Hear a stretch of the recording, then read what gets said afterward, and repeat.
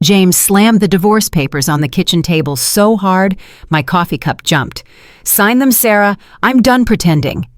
His voice was ice cold, nothing like the man who'd whispered thank you through tears when he woke up from surgery with my kidney inside him just 18 months ago. "Victoria's pregnant. We're getting married as soon as this is finalized." He didn't even look at me. Just stood there in his $1,000 suit, the suit he could afford to buy because he wasn't dead, because I'd given him part of my body, and told me he was leaving me for his 26-year-old paralegal. The scar on my abdomen throbbed, like it knew, like it remembered. "You're pathetic," he said when I didn't immediately reach for the pen. "Sitting here in your sweatpants, no ambition, no life.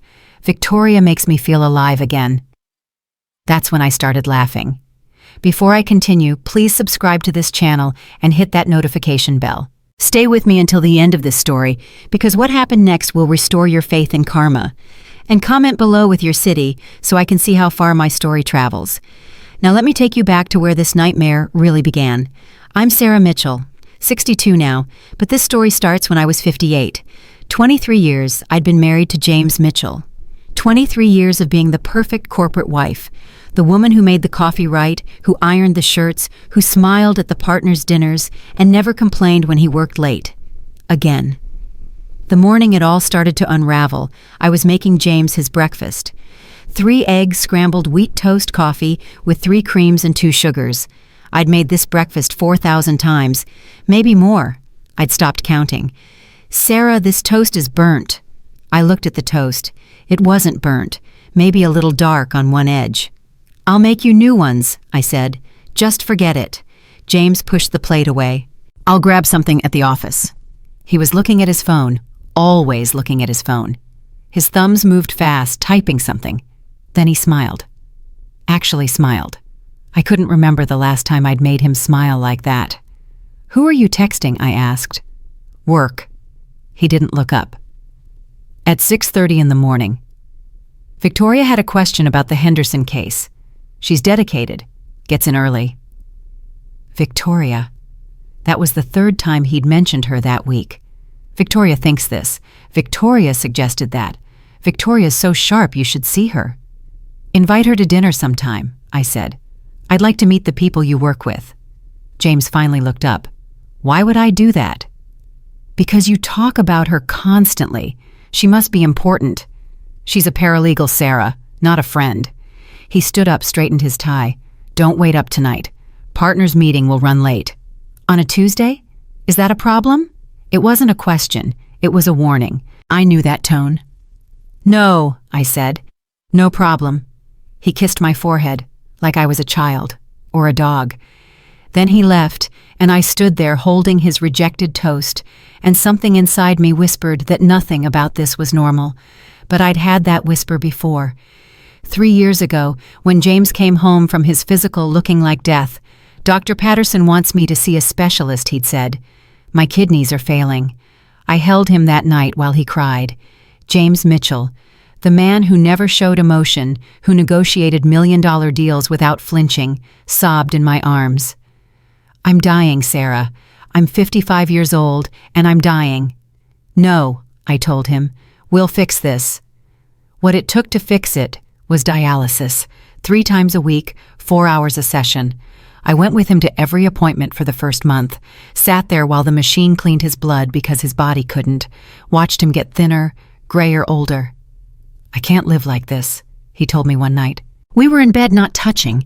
We hadn't touched in months. "Sarah, I can't do this for years. I'd rather die." "Don't say that." "I mean it.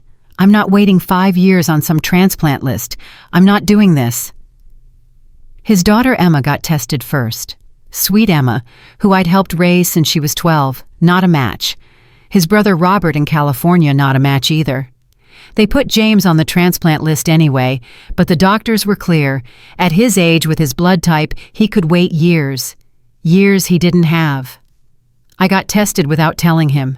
Just went to the hospital, gave my blood, filled out the forms. And when Dr. Patterson called me 3 days later, I could hear the excitement in her voice. "Sarah, you're a perfect match. I mean perfect. The compatibility is extraordinary."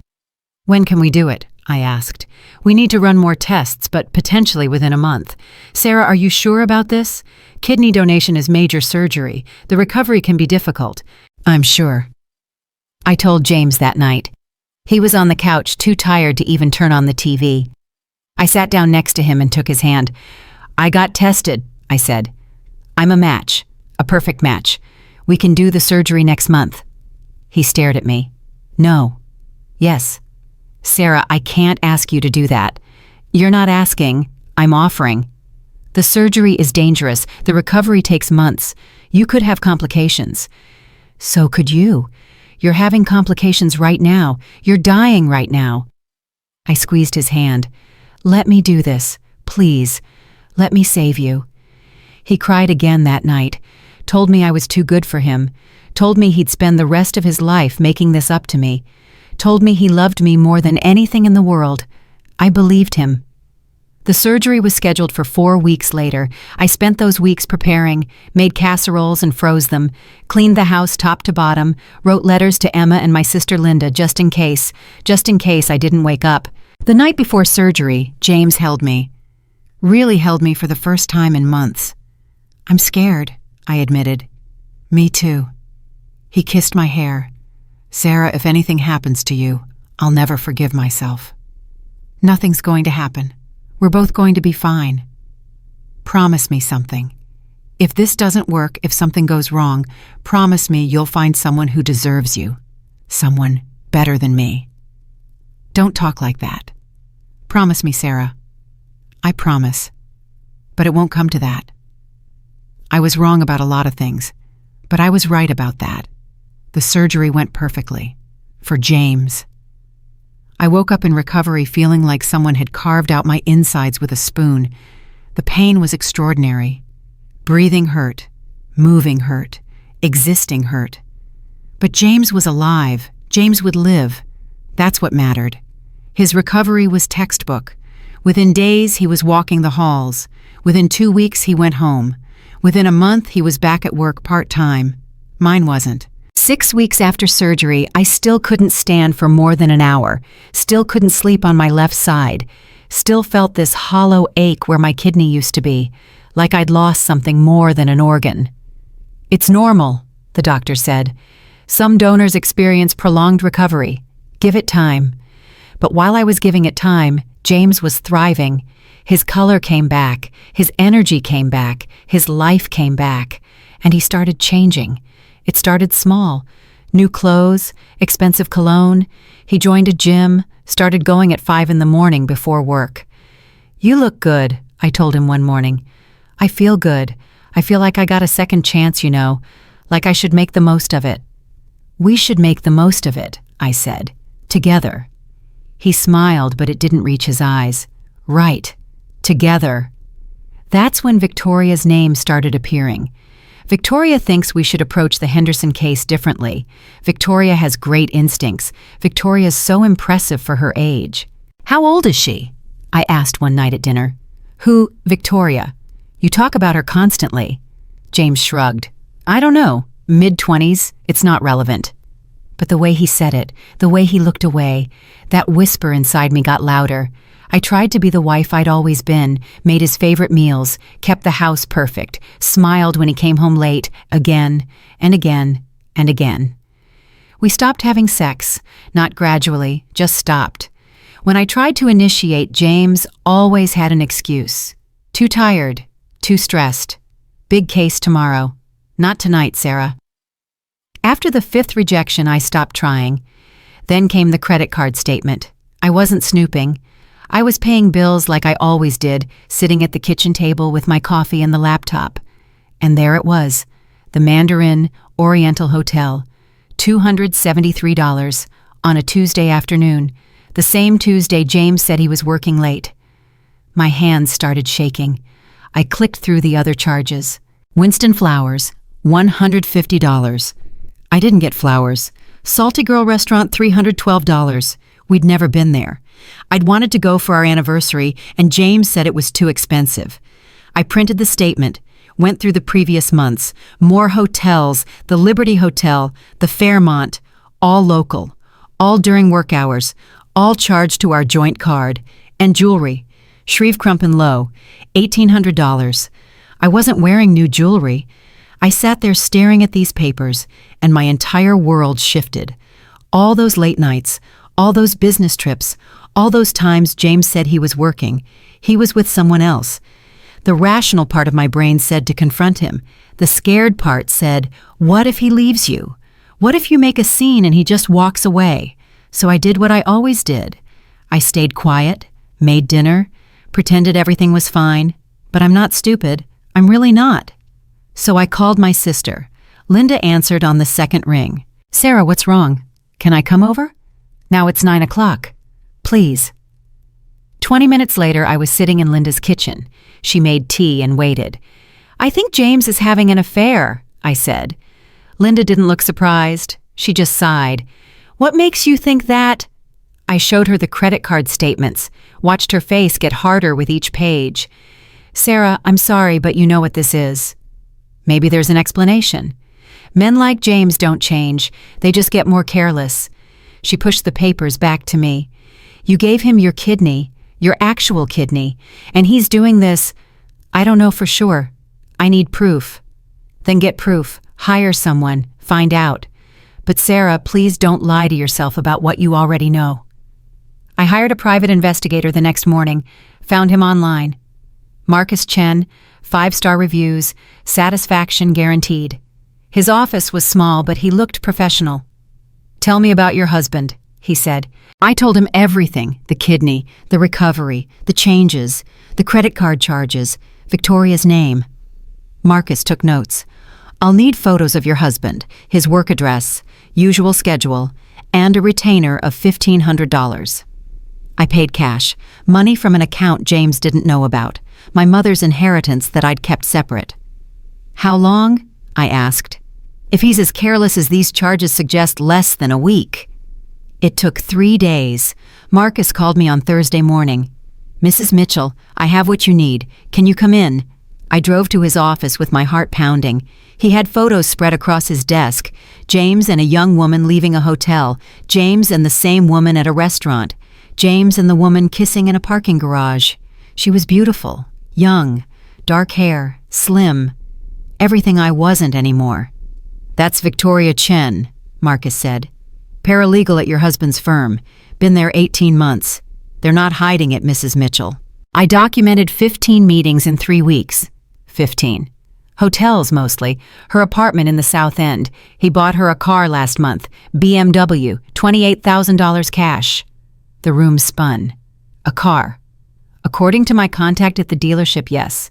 And Mrs. Mitchell, there's something else. She's telling people at the firm they're together, that he's leaving you. This isn't a secret. I stared at the photos. James looked happy. Actually happy. More alive than I'd seen him since before the kidney failure. What do you want to do with this information? Marcus asked. I need a lawyer. I can recommend someone, Margaret Brennan, best in Boston. I called Margaret from my car, got an appointment for that afternoon. Showed up at her office with the photos, the credit card statements, everything. Margaret was late 50s, perfectly put together, sharp eyes. She looked through my evidence without speaking. Then she looked up at me. Sarah, do you know what dissipation of marital assets means? No. It means your husband has been spending marital money on his affair. The car, the hotels, the dinners, the jewelry. That's grounds for you to receive more than half in a divorce. Significantly more. She leaned forward. Plus, you're his kidney donor. The optics alone are devastating. No judge will look kindly on this. I don't want revenge. I just want what's fair. Margaret smiled. It wasn't a kind smile. Sarah, sometimes they're the same thing. Let me ask you something. Do you still love him? I thought about it. Really thought about it. Did I love the man who'd taken my kidney and my trust and thrown them both away? I don't know, I said honestly. Then let me handle this. Go home.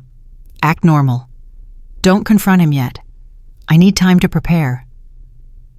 I went home, made dinner. James came home at 10. Sorry, he said. Partners' meeting ran late. It's fine, I said. I saved you a plate. He ate, standing up, scrolling through his phone, smiling at something. I watched him and felt nothing. That scared me more than the anger. The next morning, Emma called, James's daughter. She was 32 now, living in Portland with her husband. "Sarah, is everything okay with you and Dad?" My stomach dropped. "Why, I heard something from a friend who works at his firm about him and some paralegal. I told her she was wrong, but..." Emma's voice cracked. "Sarah, tell me she's wrong." I could have lied, should have lied, protected her from this. "She's not wrong," I said. Emma started crying. "Sarah, I'm so sorry. I'm so sorry. After everything you did for him, after you gave him your kidney, how could he? I don't know." "What are you going to do?" "I'm figuring that out." "Whatever you do, I'm on your side. You know that, right? You've been more of a mother to me than my actual mother. If Dad did this, then screw him." After we hung up, I sat there feeling something shift. Emma's rage on my behalf gave me permission to feel my own rage. The rage I'd been pushing down, trying to be understanding, trying to be mature. Screw that. I started going through the house. Not obviously, just looking. And I found things. A receipt for lingerie in James's car, expensive lingerie, size 4. I was a size 12. Found a second cell phone in his gym bag, prepaid, untraceable, turned it on. Dozens of messages from V. "Can't wait to see you tonight. Wear that thing I like. You make me feel things I've never felt. Tell her, please. I'm tired of hiding. The baby deserves to have you there. Full time. The baby." I sat in our bedroom holding this phone, reading these messages, and something inside me just broke. Not shattered, not cracked, broke clean through. James was going to be a father, at 58, with a woman young enough to be his daughter. A baby he'd always told me we couldn't have because he was too focused on his career, too busy. Maybe later, maybe someday. I called Margaret. "I need you to file," I said. "Already. He got her pregnant, his mistress. She's pregnant." Margaret was quiet for a moment. "Sarah, don't file. Let him file. Trust me. The optics are better if he's the one asking for the divorce right after you saved his life." "What if he doesn't file?" "Oh, he'll file. Men like James always do. They just need to feel like it's their idea." She paused. "In the meantime, I need you to do something for me. Document everything, every late night, every lie, every charge. Can you do that?" "Yes." "Good. And Sarah, don't let him know you know. Not yet." So I didn't. I went back to being the perfect wife, made breakfast, made dinner, smiled when James came home, let him think I was clueless. But I was paying attention now, really paying attention. I noticed James started transferring money out of our joint account. Small amounts, 500 here, 1,000 there. Over 6 months, it added up to nearly $40,000. I noticed the deed to our Cape house had been transferred to his mother's name, his 80-year-old mother who lived in a retirement community. I noticed he took out a loan against his 401k, $75,000. When I asked about it, he said it was for a business investment. James was preparing to divorce me, had been preparing for months, and he thought I was too stupid to notice.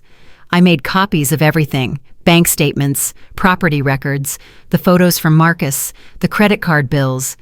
Created a file so thorough that when I showed Margaret, she actually whistled. "Sarah, you should have been a detective." I had motivation. "I'll start preparing paperwork, but we wait for him to make the first move." I didn't have to wait long. 3 weeks later, James came home early. It was a Tuesday, our old date night back when we used to have those. I was making dinner, chicken piccata, his favorite. I'd made it 1,000 times. "Sarah, we need to talk." I turned off the stove, wiped my hands. "Okay." He put his briefcase on the counter, pulled out a manila folder. My heart was pounding, but I kept my face calm. "I want a divorce." There it was, the words I'd been expecting, preparing for, dreading. "Why?" I asked. "I've been unhappy for a long time. We've grown apart. We want different things." He sounded rehearsed. "It's nobody's fault, Sarah. People change." "Nobody's fault. I've had papers drawn up. You'll find them fair. You get the house half my pension alimony for 5 years. It's generous." I didn't speak. My silence made him nervous. He shifted his weight. Say something. Is there someone else? James had the audacity to look offended. That's not relevant. Is there someone else? Sarah, that's not what this is about. Answer the question, James. He sighed, like I was being difficult. Yes, there's someone else. But I wanted the divorce before Victoria. She's just made me realize what I've been missing. Victoria, he said her name. In our kitchen. Victoria, I repeated. She makes me happy. She's ambitious, driven, passionate. She challenges me. He looked at me. You're a good person, Sarah. You're kind and caring and supportive. But you're not exciting anymore. You're just comfortable. Comfortable. After I gave him my kidney, after I saved his life, I was comfortable. When did it start? I asked. Does it matter? Yes. 8 months ago, the firm's holiday party. She'd just started. We had a connection. 8 months. While I was still recovering from surgery, while I was still taking pain medication, while I was still healing from giving him part of my body. She's pregnant, he said suddenly. Victoria's pregnant. We're having a baby. And there it was. The real reason for the urgency. I started laughing. Couldn't help it.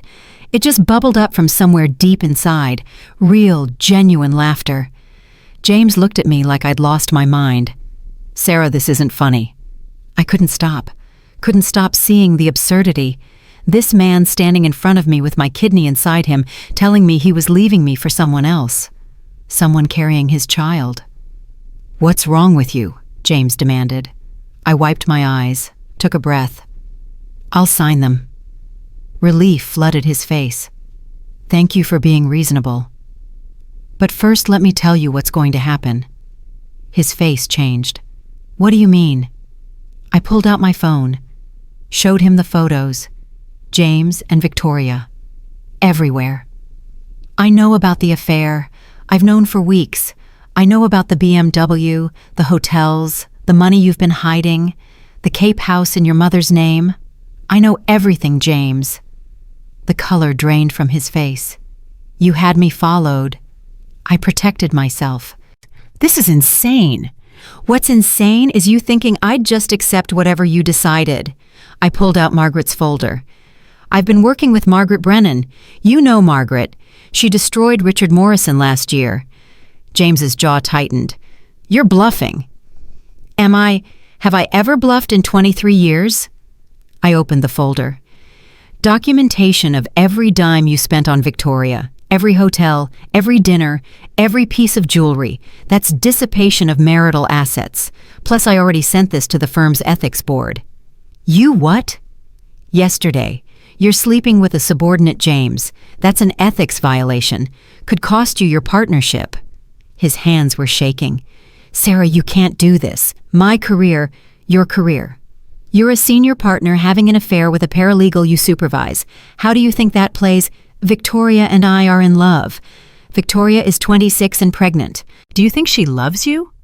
Or does she love the BMW? How dare you? How dare I what? Point out the obvious. When's the last time you used protection with her, James? Are you sure that baby is even yours? His face went purple. That's enough. I gave you my kidney, I saved your life, and this is how you repay me. I never asked you to do that. The words hit like a slap, like a punch, like every ounce of air leaving my lungs. You never asked, I repeated. You cried in my arms. You told me you were dying, but you never asked. Sarah, get out.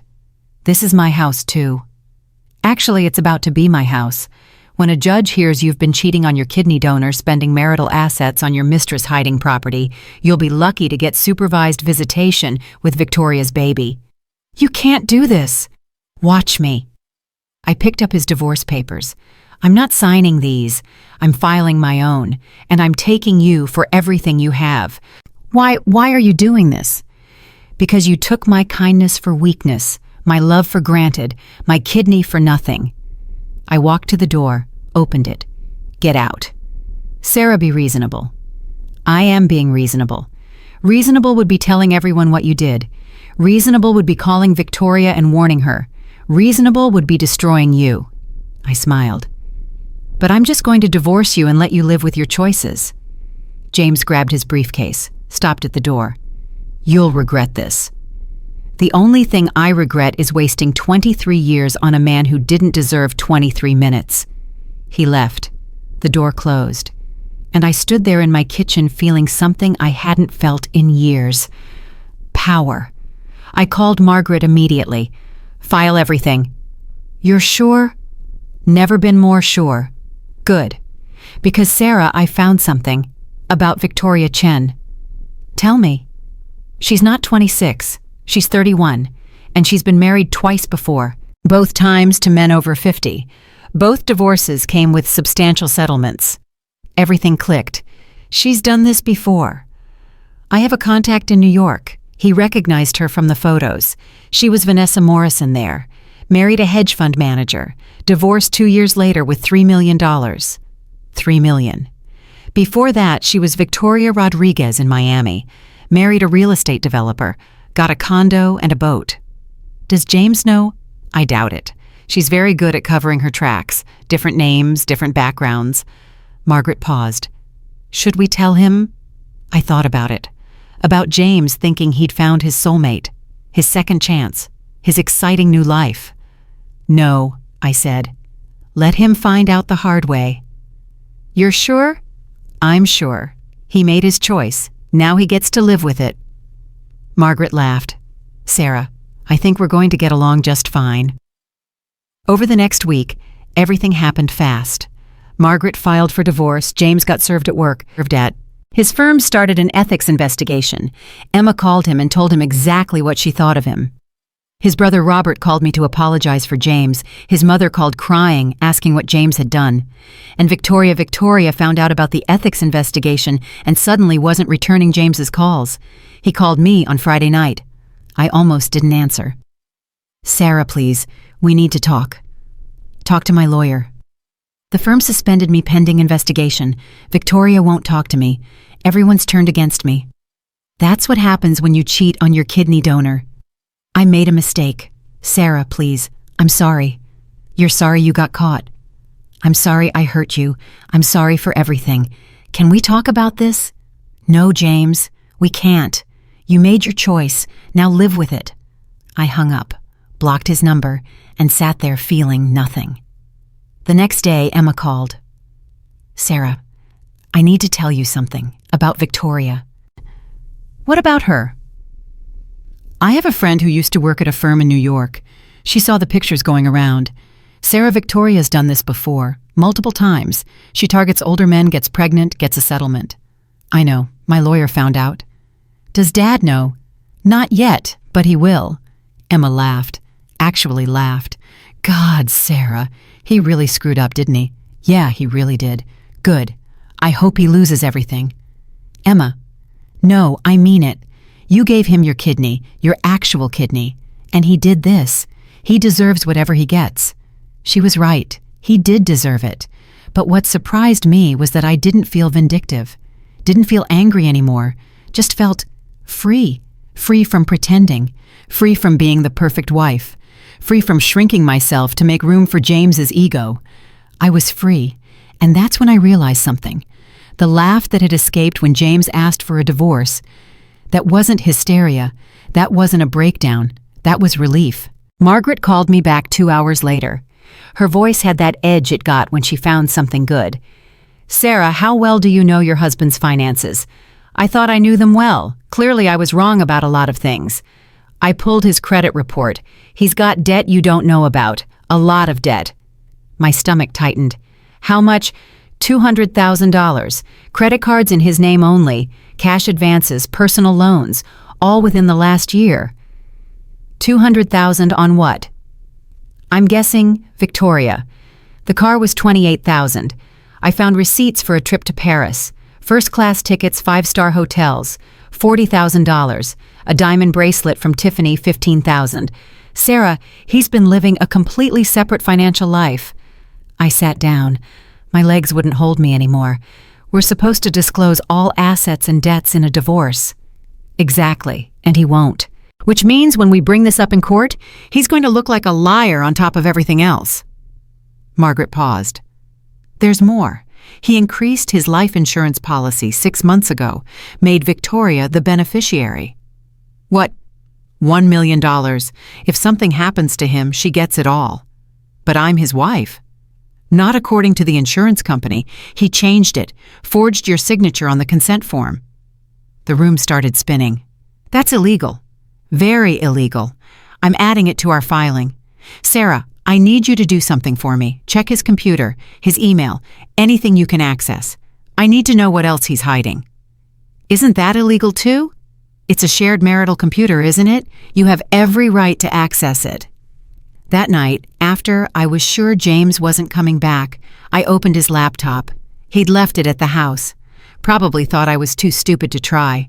His password was Victoria's birthday. Of course it was.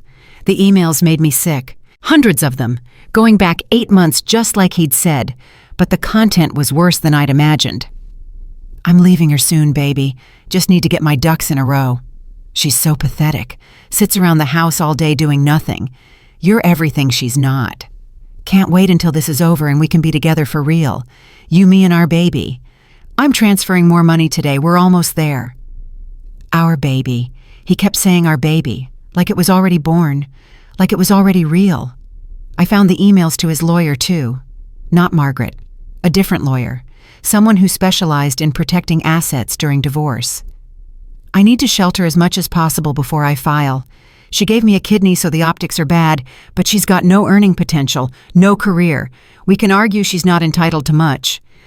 No earning potential. I'd put my graphic design career on hold to support his career, raised his daughter, ran his household, gave him my kidney. And I had no earning potential. I screenshot everything, sent it to Margaret, sent it to my personal email, saved it in 3 different places. Then I found the folder labeled New Life. Inside were apartment listings, all downtown, all expensive, budget spreadsheets showing what he could afford after the divorce, projections of his income without spousal support dragging him down. There was a document titled Victoria Plan. I opened it. It was a timeline. When to file for divorce, when to move out, when to announce the pregnancy, when to get married. He had it all planned out. Every detail. Except he'd planned on me being compliant, being understanding, being pathetic.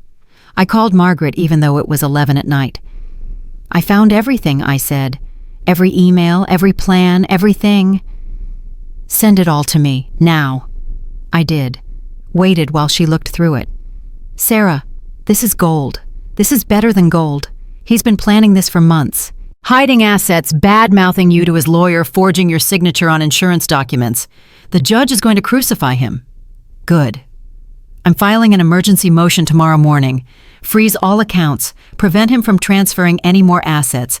Can you meet me at 8? I'll be there. I didn't sleep that night. Just sat in the dark thinking about 23 years. 23 years of my life given to a man who called me pathetic in emails to his mistress. The next morning, Margaret filed everything. By noon, all our accounts were frozen. By 2, James was calling me. I didn't answer. Let it go to voicemail.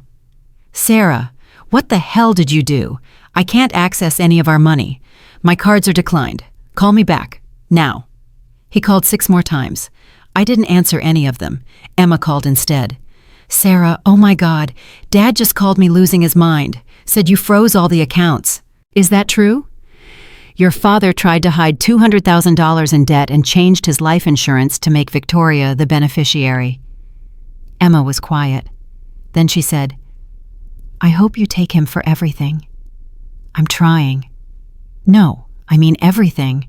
The house, his pension, his reputation, everything. He deserves it. Emma, he's still your father.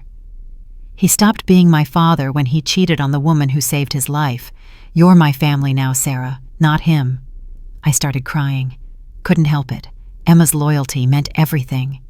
Thank you, I whispered. Don't thank me.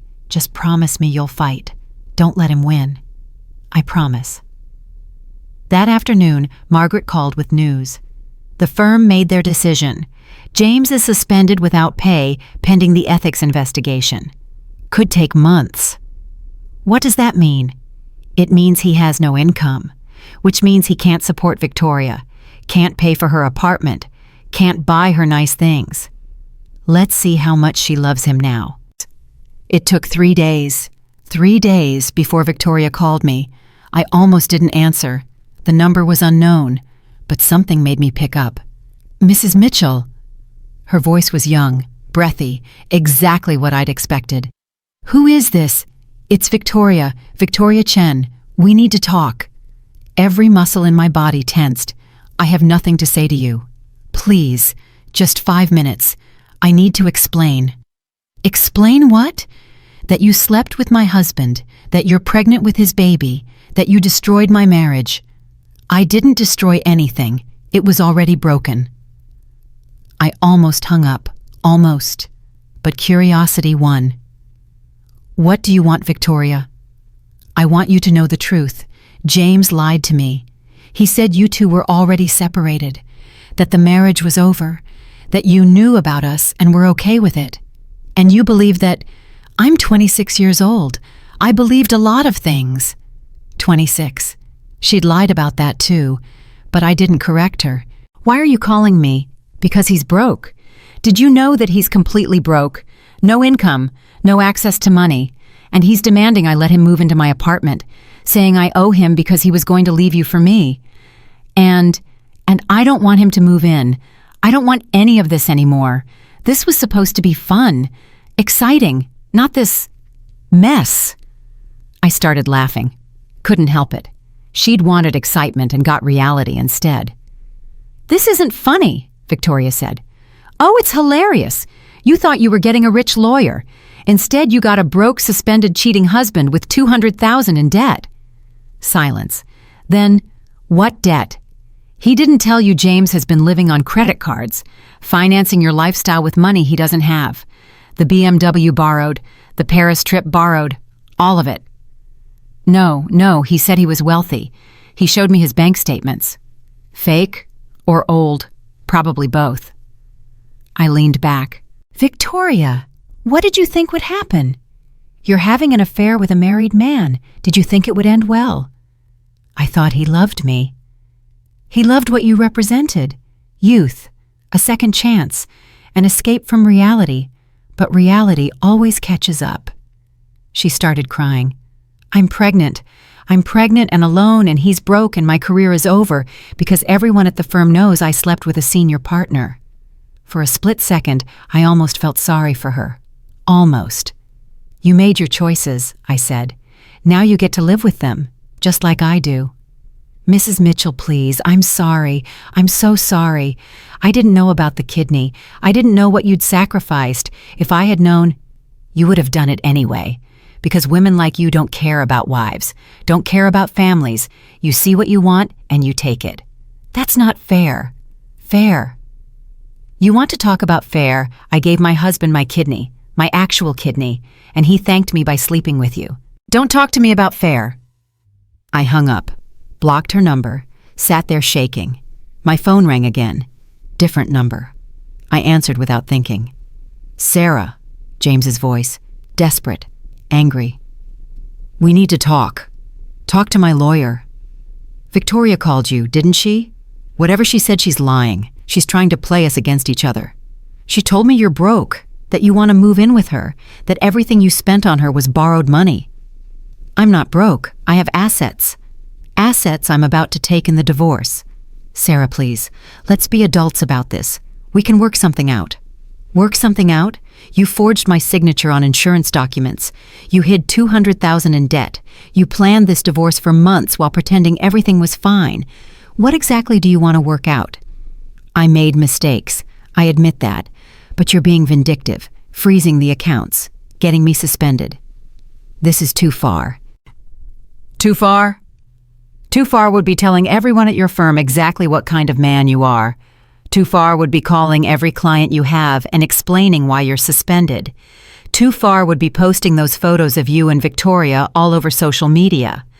I'm being restrained, James. Don't push me. You're threatening me. I'm warning you, leave me alone. Sign the divorce papers when Margaret sends them. Give me what I'm owed. And maybe I won't destroy what's left of your reputation. I'll fight this. I'll fight you. With what money, you're suspended without pay. You're in debt up to your eyeballs. Victoria doesn't want you anymore. What are you going to fight me with? Silence. Then I gave you 23 years of my life. And I gave you a kidney. I think I win. I hung up. This time I turned off my phone completely. Linda came over that night with wine and Chinese food. We sat in my kitchen eating lo mein straight from the containers. "How are you holding up?" she asked. "Better than I expected. Worse than I hoped." "Emma called me. Told me everything. Sarah, I'm proud of you." "For what?" "For fighting back. The old Sarah would have signed those papers and walked away with nothing." "The old Sarah didn't know what she was worth." Linda raised her wine glass. "To the new Sarah, may she take that bastard for everything he has." We clinked glasses, drank, and for the first time in months, I felt something like hope. The next week was chaos. Margaret filed motion after motion. James's lawyer tried to fight back, but we had all the evidence, all the emails, all the receipts, all the lies. The ethics hearing was scheduled for 2 weeks out.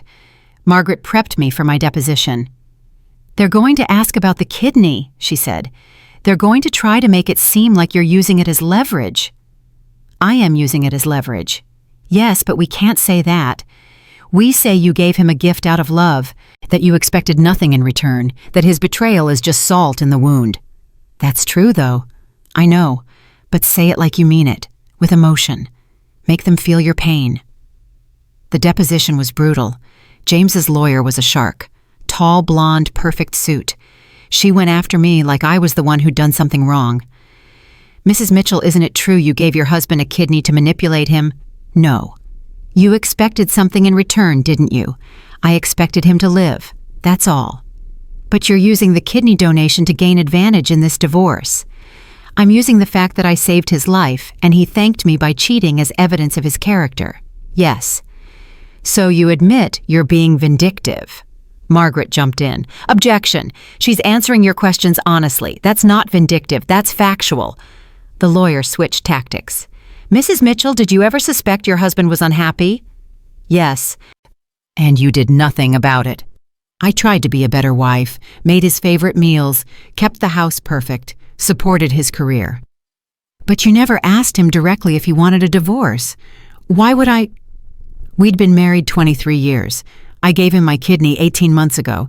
I assumed that meant something." "Assumptions aren't facts, Mrs. Mitchell. Neither is lying to your wife while sleeping with your paralegal." Margaret smiled. The lawyer glared. After 3 hours, it was over. I was exhausted, wrung out, empty. "You did great," Margaret said in the car. "I don't feel great." "James's deposition is tomorrow. That's when we really go after him." James's deposition lasted 6 hours. Margaret was merciless. She had every email, every receipt, every lie. She made him read them out loud. "Mr. Mitchell, did you write this email to Victoria Chen saying your wife was pathetic?" "Yes." "And did you mean it?" "I was venting." "Did you write this email to your lawyer saying your wife had no earning potential?" "Yes. Even though she put her career on hold to support yours. That was her choice." "Did you forge your wife's signature on life insurance documents?" "I don't recall." "You don't recall committing fraud." Margaret sent me the transcript that night. Reading it was satisfying and painful in equal measure. James sounded exactly like what he was: a liar, a cheat, a man with no integrity. The ethics hearing was worse for him. The firm brought in 3 partners to question him. Margaret and I sat in the back watching. "Mr. Mitchell, did you engage in a sexual relationship with Victoria Chen?" "Yes." "Did you know that violated firm policy?" I wasn't thinking clearly. "Were you thinking clearly when you bought her a car with firm bonus money?" "That was personal money." "Money you earned as a partner of this firm, money that comes with responsibilities, including not sleeping with subordinates. They suspended him for 6 months. No pay, no benefits. And when he came back, if he came back, he'd be on probation for a year." I watched James walk out of that hearing looking 10 years older. Victoria wasn't there. Nobody was there for him. Emma texted me. "Good. He deserves worse." Maybe he did, but watching him fall apart wasn't as satisfying as I'd thought it would be. It just felt sad, wasteful. 23 years ending like this. That night my phone rang. Unknown number again. I almost didn't answer. "Sarah, it's Robert, James's brother." "Robert, hi." "I just talked to James. He's a mess, crying, saying you've destroyed his life." "He destroyed his own life." I know he did. Sarah, I'm calling to apologize for him, for our family. What he did to you is unforgivable." "Thank you." Emma told me about the kidney, about everything. I had no idea. If I'd known, I would have said something, done something. "It's not your responsibility. He's my brother. I should have seen this coming. He's always been selfish, always. But this is beyond anything I could have imagined." We talked for an hour.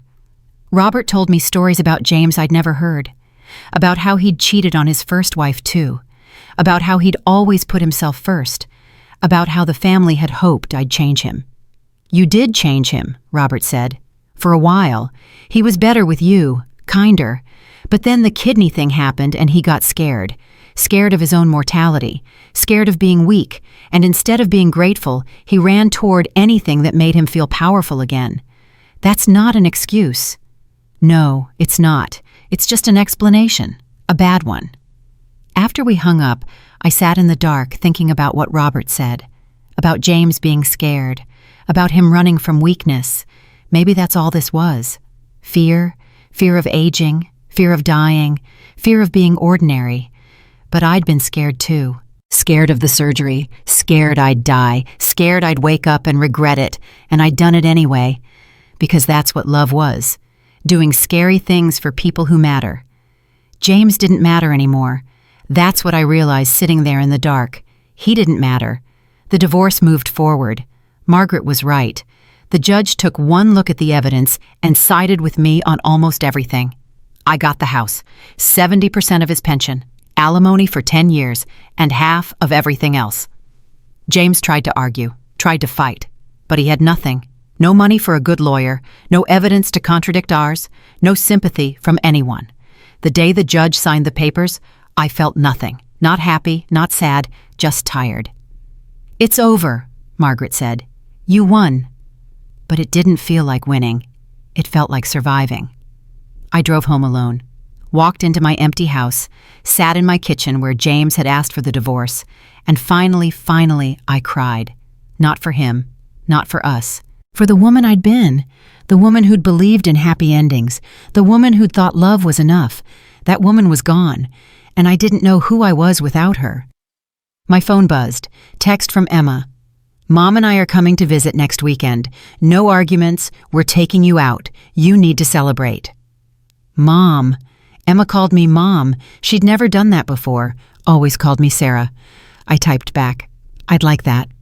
Another text. From Linda. "Dinner tomorrow, my place. Bring wine. We need to talk about what's next." What's next? I hadn't thought about what's next. I'd been so focused on surviving this that I hadn't thought about after. But there was an after. There had to be. I was 62 years old. I had maybe 20 good years left, maybe more, maybe less. But I had time. Time to figure out who Sarah Mitchell was without James. Time to remember who I'd been before I became his wife. Time to become someone new. I looked around my kitchen, my house, mine now, completely mine. No James, no ghosts, just me. And for the first time in 23 years, that felt like enough. The next morning, I did something I hadn't done in years. I opened my old portfolio, the graphic design work I'd done before James, before the marriage, before I'd put everything on hold. It was good, really good, better than I'd remembered. I called my old boss from before I got married. Catherine ran a small agency in Cambridge. We'd stayed in touch over the years, Christmas cards, occasional emails.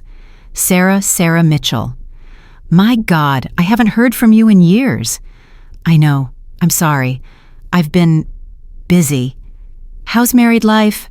"Over, actually. I'm divorced." "Oh, I'm sorry." "Don't be. It was the right thing. Catherine, are you still running the agency?"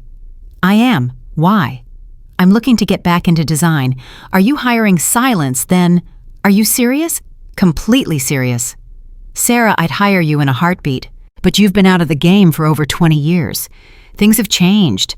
Software processes everything. I can learn. I'm good at learning. I know you are. Tell you what, come in next week. Show me what you can do. If it's good, we'll talk. I spent the next 5 days relearning everything. Photoshop, Illustrator, InDesign. My fingers remembered even when my brain didn't. Muscle memory from 20 years ago coming back. I created 3 new pieces: modern, clean, professional. Catherine looked at them for a long time. Then she looked at me. When can you start? Whenever you need me. Monday, part-time to start, 20 hours a week. We'll see how it goes.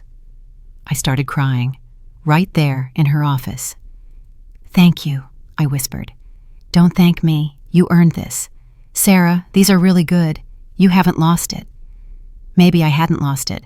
Maybe I'd just forgotten I had it. Monday came. I put on real clothes for the first time in months, did my makeup, drove to Cambridge feeling terrified and exhilarated. The agency was small, 5 people, all younger than me, all looking at me like I was their mother. But they were kind, patient, showed me the systems, the clients, the workflow. By the end of the day, I was exhausted. But it was a good exhausted, the kind that comes from using your brain, creating something, being someone other than James Mitchell's ex-wife. I got home and found a package on my doorstep. No return address. Inside was a letter. Sarah, I'm sorry. I'm so sorry for everything. I was a fool. I threw away the best thing in my life for something that didn't even exist. Victoria left, took the baby, moved to California, won't return my calls. I'm alone, broke, destroyed, and I deserve it. I know I do, but I need you to know that giving you that kidney was the best thing I ever did, because it showed me who you really are. Strong, brave, better than me in every way. I spent 23 years taking you for granted. I'll spend the rest of my life regretting it. I don't expect forgiveness, don't expect anything. Just wanted you to know. James. I read it twice. Then I put it in the trash. Some apologies come too late. Some damage can't be fixed. James made his choice. Now I was making mine. That letter sat in my trash for exactly 2 days before I pulled it out again. Not because I wanted to forgive James, not because I felt sorry for him, but because something about it didn't sit right. Victoria left, took the baby, moved to California. Victoria, who was really 31, not 26. Victoria, who'd done this twice before. Victoria, who'd targeted James like a heat-seeking missile. Why would she leave now? Right when James was most vulnerable. Right when she had maximum leverage. I called Margaret. The letter James sent. Something's wrong with it. What do you mean? He said Victoria took the baby and moved to California. But she's 4 months pregnant? Maybe 5. Why leave now? Margaret was quiet. Then she said, let me make some calls. She called back 3 hours later. Sarah, sit down. What is it? Victoria's not in California. She's still in Boston, still working at the firm. What? But James said. James lied. Again. Victoria never left. The firm moved her to a different department to avoid more scandal. But she's still there, still pregnant, still very much present. Then why would James say she left? Because he's trying to manipulate you, make you feel sorry for him. He wants you to think he's lost everything, so maybe you'll be merciful. Drop some of the financial claims. I felt the anger rise hot and fast. That bastard. There's more. I had my investigator dig deeper into Victoria's background. Sarah, that baby, might not be James's. What? Victoria was seeing someone else, another partner at a different firm. Older guy, wealthy, married. The timing lines up. She could be playing both of them. Does James know? I don't think so. He's completely convinced it's his baby, convinced she's the love of his life. He has no idea she's still in Boston, still working, still running the same con. Should I tell him, why would you do that? Let him figure it out himself. He's a lawyer. He should be smarter than this. But I couldn't let it go. Not because I cared about James, because I needed to see his face when he realized the truth. Needed to watch him understand that he'd thrown away everything for a lie. I drove to his new apartment the next day. He was living in Somerville now. Small place, cheap, the kind of apartment college students rented. He answered the door looking worse than I'd ever seen him. Unshaved, unwashed, wearing sweatpants and a stained t-shirt. "Sarah?" He looked shocked. "What are you doing here? Can I come in?" He stepped aside. The apartment was a disaster. Pizza boxes everywhere. Dirty dishes piled in the sink. It smelled like failure and regret. "I got your letter," I said. Hope flashed across his face. And it was full of lies. Victoria didn't go to California, James. She's still here, still working at the firm, still pregnant. The hope died. "What are you talking about?" "You lied to me, again. Told me she left. Told me you were alone. Told me you'd lost everything. But she's still here, so why lie?" James sat down heavily on his couch. "She won't talk to me. She changed her number, blocked me on everything. For all practical purposes, she's gone. Because she got what she wanted. The suspension, the scandal, the proof that you're not the golden boy you pretended to be. She's moved on to her next target." "That's not true. She loves me." "James, she's done this before. Twice. Different names, different cities, same pattern. She finds older married men, gets pregnant, gets paid. That's her entire business model." "You're lying." "I have proof, bank records, marriage certificates, divorce settlements. Victoria Chen is a professional, and you fell for it." He put his head in his hands. No, she loves me. She's having my baby." "Is she? Or is she having someone else's baby and letting you think it's yours?" His head snapped up. "What?" "She was seeing another partner, at Ropes and Gray, married, wealthy. The timing overlaps with when she was seeing you. That baby could be anyone's. You're making this up. You're trying to hurt me." "I don't need to make anything up to hurt you, James. You hurt yourself just fine." I stood up. "I came here to give you one last chance to tell the truth. About the debt. About the assets you're still hiding. About everything. Because when we go to final settlement next month, if I find out you lied about anything else, I'll make sure you never work in this city again. I don't have anything else. You took it all." "Did I?" "Because my investigator found something interesting. A trust fund, set up by your father before he died, $2 million. In your name, that you conveniently forgot to disclose." James's face went white. "How did you—" "I'm smarter than you think I am. Always have been. You just never noticed because you were too busy underestimating me." I walked to the door. "You have 48 hours to amend your financial disclosure. Include the trust. Include everything. Or I go to the judge and you lose it anyway. Plus perjury charges." "Sarah, please. That money is for my future. For when I'm old. You should have thought of that before you spent $200,000 on your mistress." I opened the door. 48 hours, James." I left him sitting there in his dirty apartment and felt nothing. No satisfaction, no regret, just emptiness. Margaret was ecstatic when I told her about the trust fund. $2 million, Sarah, that changes everything. That's community property. Half of that is yours. I don't want half. I want it all. We can't get all of it, but we can get half, plus interest, plus penalties for him hiding it. You're looking at close to $1.5 million.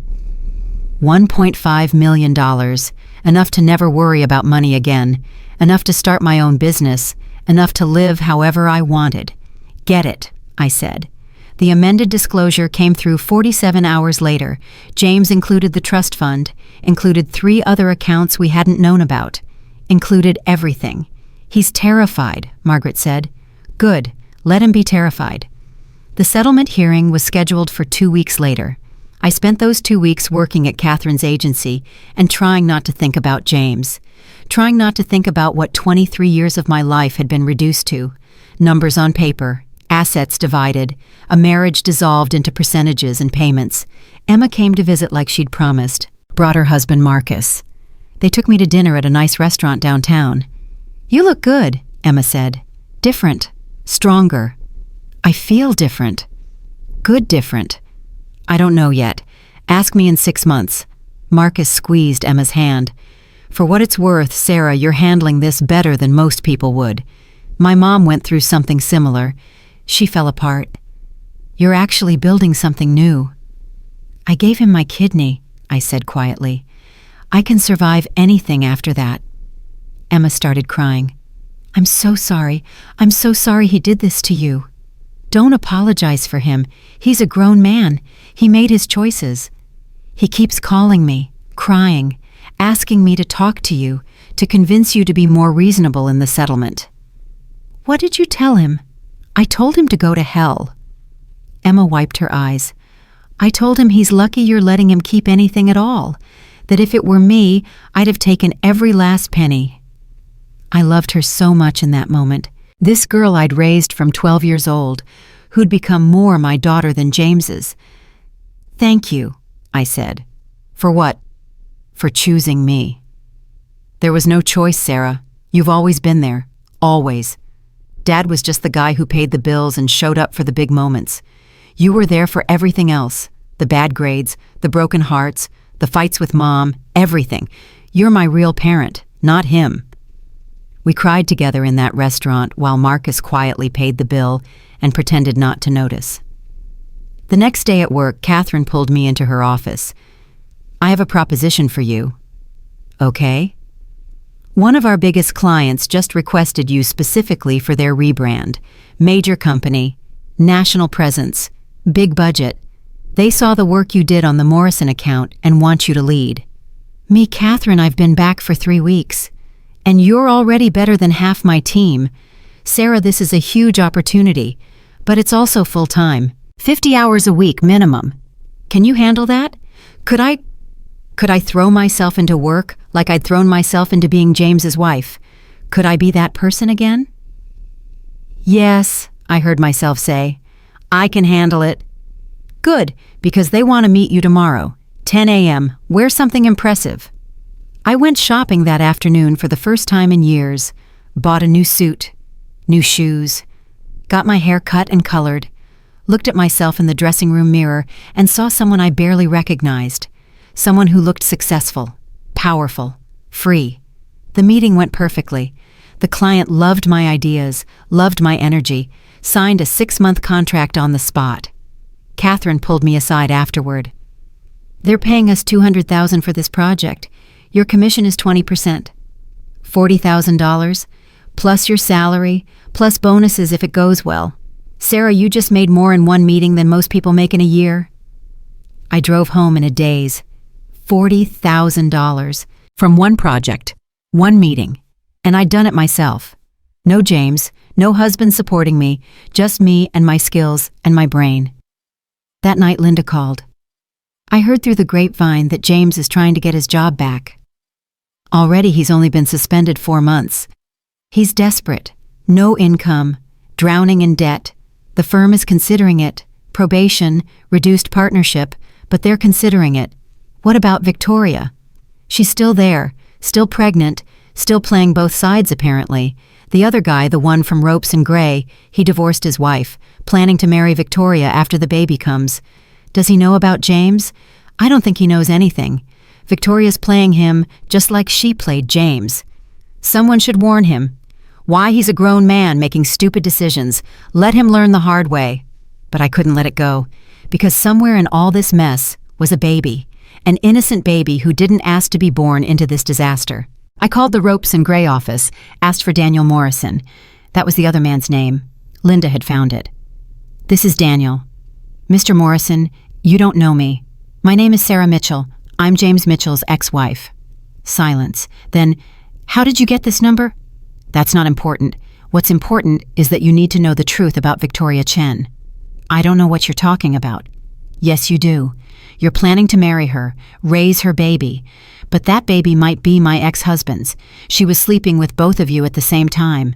You're lying. I have proof. Photos, hotel receipts, timeline documentation. She's done this before, Mr. Morrison. Twice. Different names, different cities. This is what she does. Why are you telling me this?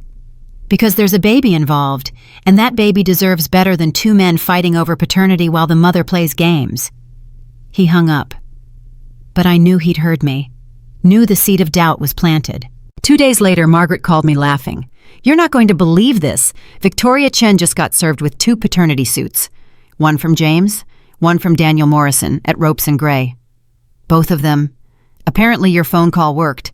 Morrison started asking questions. Victoria got defensive. He demanded a paternity test. She refused. So he filed a suit. And when James found out, he filed one too. What happens now? Now Victoria has to submit to testing after the baby is born. And whoever the father is gets stuck with child support. Either way, her con is over. Both men know about each other. Both men know her history. She's done. Good. There's something else. The firm fired her. Ethics violation, sleeping with multiple partners, creating a hostile work environment. She's out. I should have felt vindicated. Should have felt happy that Victoria was finally facing consequences. But I just felt tired. Tired of all the drama, all the lies, all the destruction. Margaret, when is this over? When do I get to stop thinking about James and Victoria and all of this? Soon. Settlement hearing is next week. After that, you're free. Completely free. The week before the settlement hearing, something unexpected happened. James's mother called me. "Sarah, dear, it's Eleanor." Eleanor Mitchell, 83 years old, cold as ice. Never liked me. Always thought James married beneath him. "Hello, Eleanor. I need to speak with you. Can you come to the home?" "Why?" "Please, it's important." I drove to her retirement community the next day, found her in her apartment surrounded by photos and memories. "Thank you for coming," she said. "I wasn't sure you would." "What do you need?" "To apologize. For James, for myself, for how we treated you." I sat down. This was unexpected. "I never liked you," Eleanor continued. "You know that. I thought James should have married someone from a better family. Someone with connections, money, status. I know. But I was wrong. You were the best thing that ever happened to my son, and he threw you away like garbage." She pulled out a tissue. "I heard about the kidney, about what you did for him. Sarah, I had no idea. If I'd known, you would have stopped him from cheating. I would have tried. I would have reminded him what you sacrificed, what you gave up. What kind of woman does that gives her kidney to save someone? A woman who loved him. And he repaid you by destroying your marriage, your life, everything." Eleanor reached for my hand. "I changed my will. The Cape House. It was always going to James, but I'm giving it to you instead. Eleanor, you don't have to." "Yes, I do. That house is worth $800,000. It's yours, free and clear. Consider it payment for all the years you took care of my son, all the years you put up with our family, all the years you gave and got nothing back." I started crying. Couldn't help it. This woman who'd never liked me, who'd made me feel small and inadequate for 23 years, was giving me her house. "Why?" I whispered. "Because you earned it. Because you deserve it, and because my son is a fool who doesn't deserve you or anything you gave him." She squeezed my hand. "Take the house, Sarah. Sell it. Keep it. I don't care. Just take it and build a new life, a better life, one without my idiot son." I left Eleanor's apartment with legal documents transferring the Cape House to my name. Drove home in shock, called Margaret. Eleanor gave me the house. "What house?" "The Cape House, the one James transferred to her name to hide from the divorce. She's giving it to me." Margaret whooped, actually whooped. "Sarah, do you know what this means? That's $800,000 he can't touch, can't claim, because it's a gift from his mother to you, not marital property, all yours." "Is this legal?" "Completely legal. Eleanor can give her property to whoever she wants, and she chose you." Margaret laughed. "I love this. James tried to hide the house, and his own mother gave it to you instead. That's poetic justice." The settlement hearing was anticlimactic after that. James showed up looking defeated. His lawyer barely put up a fight. The judge approved our settlement. I got the Newton house, half the trust fund, $750,000, half his pension, 10 years of alimony, and the Cape House that Eleanor gave me. James got his retirement accounts, his car, and debt. So much debt. This court finds the settlement fair and equitable given the circumstances, the judge said. Mr. Mitchell, you committed adultery, you hid assets, you violated your wife's trust in the most fundamental way. You're lucky she's being as generous as she is. Mrs. Mitchell, you're free to resume your maiden name if you wish. I do wish, I said. Then this court grants you the right to reclaim the name Sarah Elizabeth Porter. Congratulations, you're officially divorced. It was over. Just like that. 23 years reduced to 10 minutes in family court. James tried to talk to me outside the courtroom. Sarah, wait. We have nothing to say to each other. Please, I just want you to know. I don't care what you want me to know. I don't care about your apologies. I don't care about your regrets. You made your choices. I made mine. We're done. The baby isn't mine. I stopped, turned around. What? Victoria had the baby last week. DNA test came back. It's not mine. It's Daniel Morrison's. I'm sorry.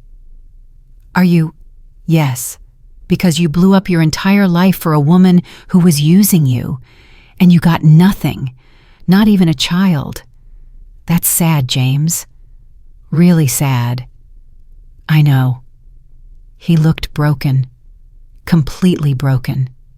I threw away the best thing in my life for nothing. And I have to live with that every day. Yes, you do.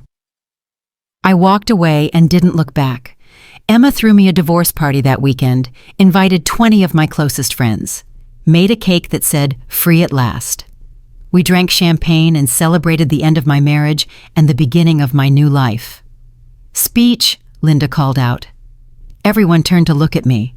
I stood up holding my champagne glass.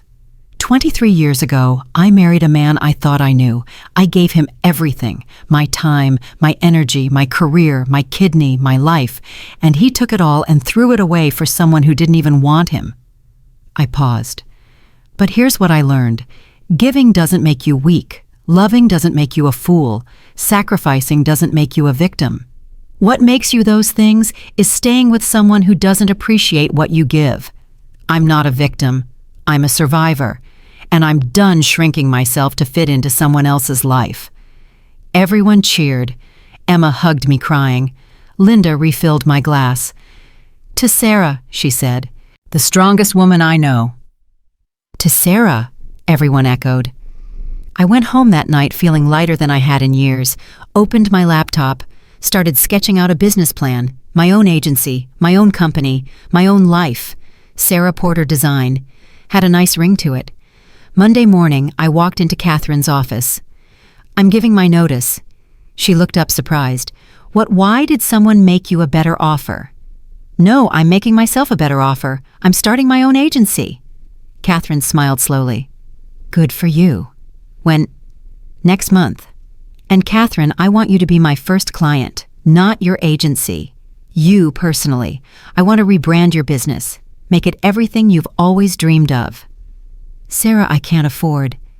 It's free, my gift, for giving me a chance when no one else would. She started crying. You're going to be amazing. I always knew it. Even 20 years ago when you left to get married, I knew you were special.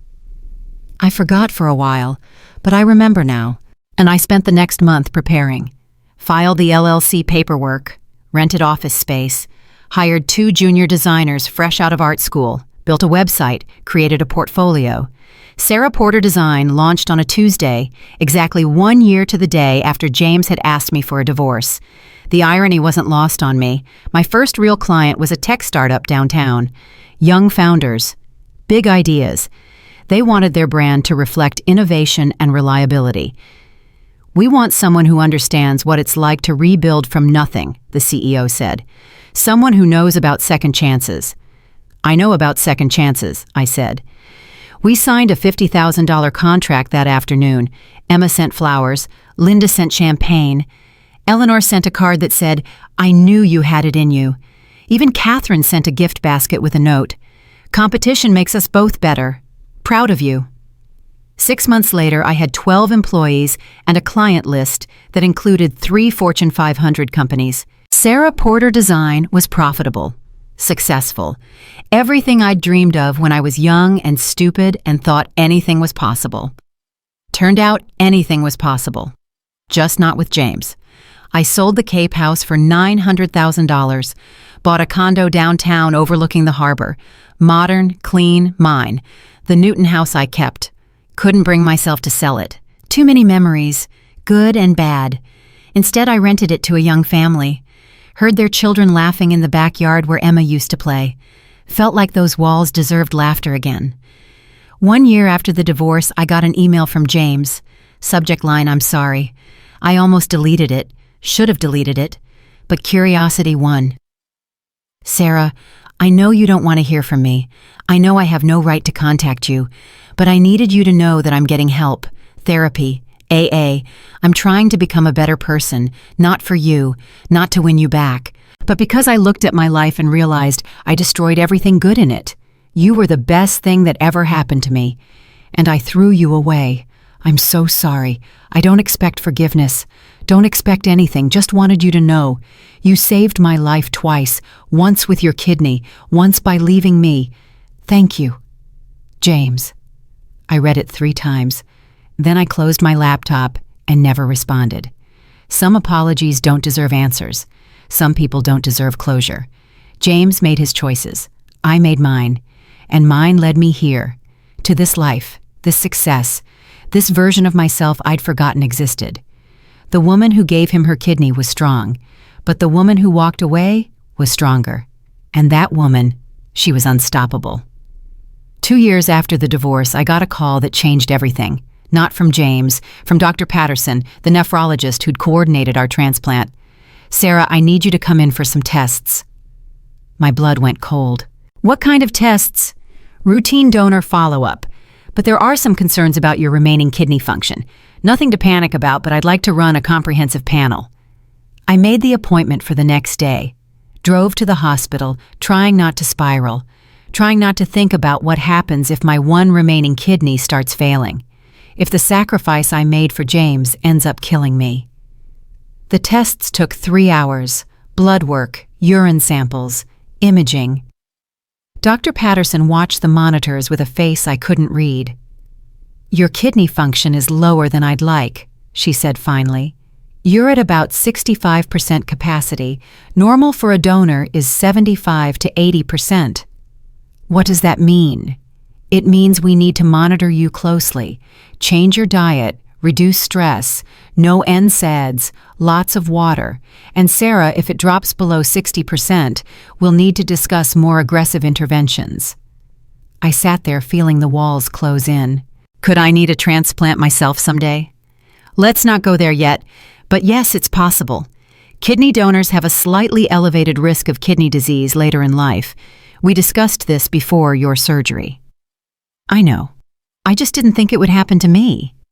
Dr. Patterson put her hand on mine. "Sarah, you gave someone life. That's extraordinary. But now you need to take care of yourself. Can you do that?" I nodded.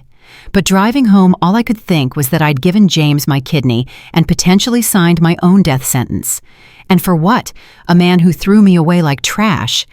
I didn't tell anyone about the appointment. Not Linda, not Emma, not Catherine. Just went back to work and pretended everything was fine.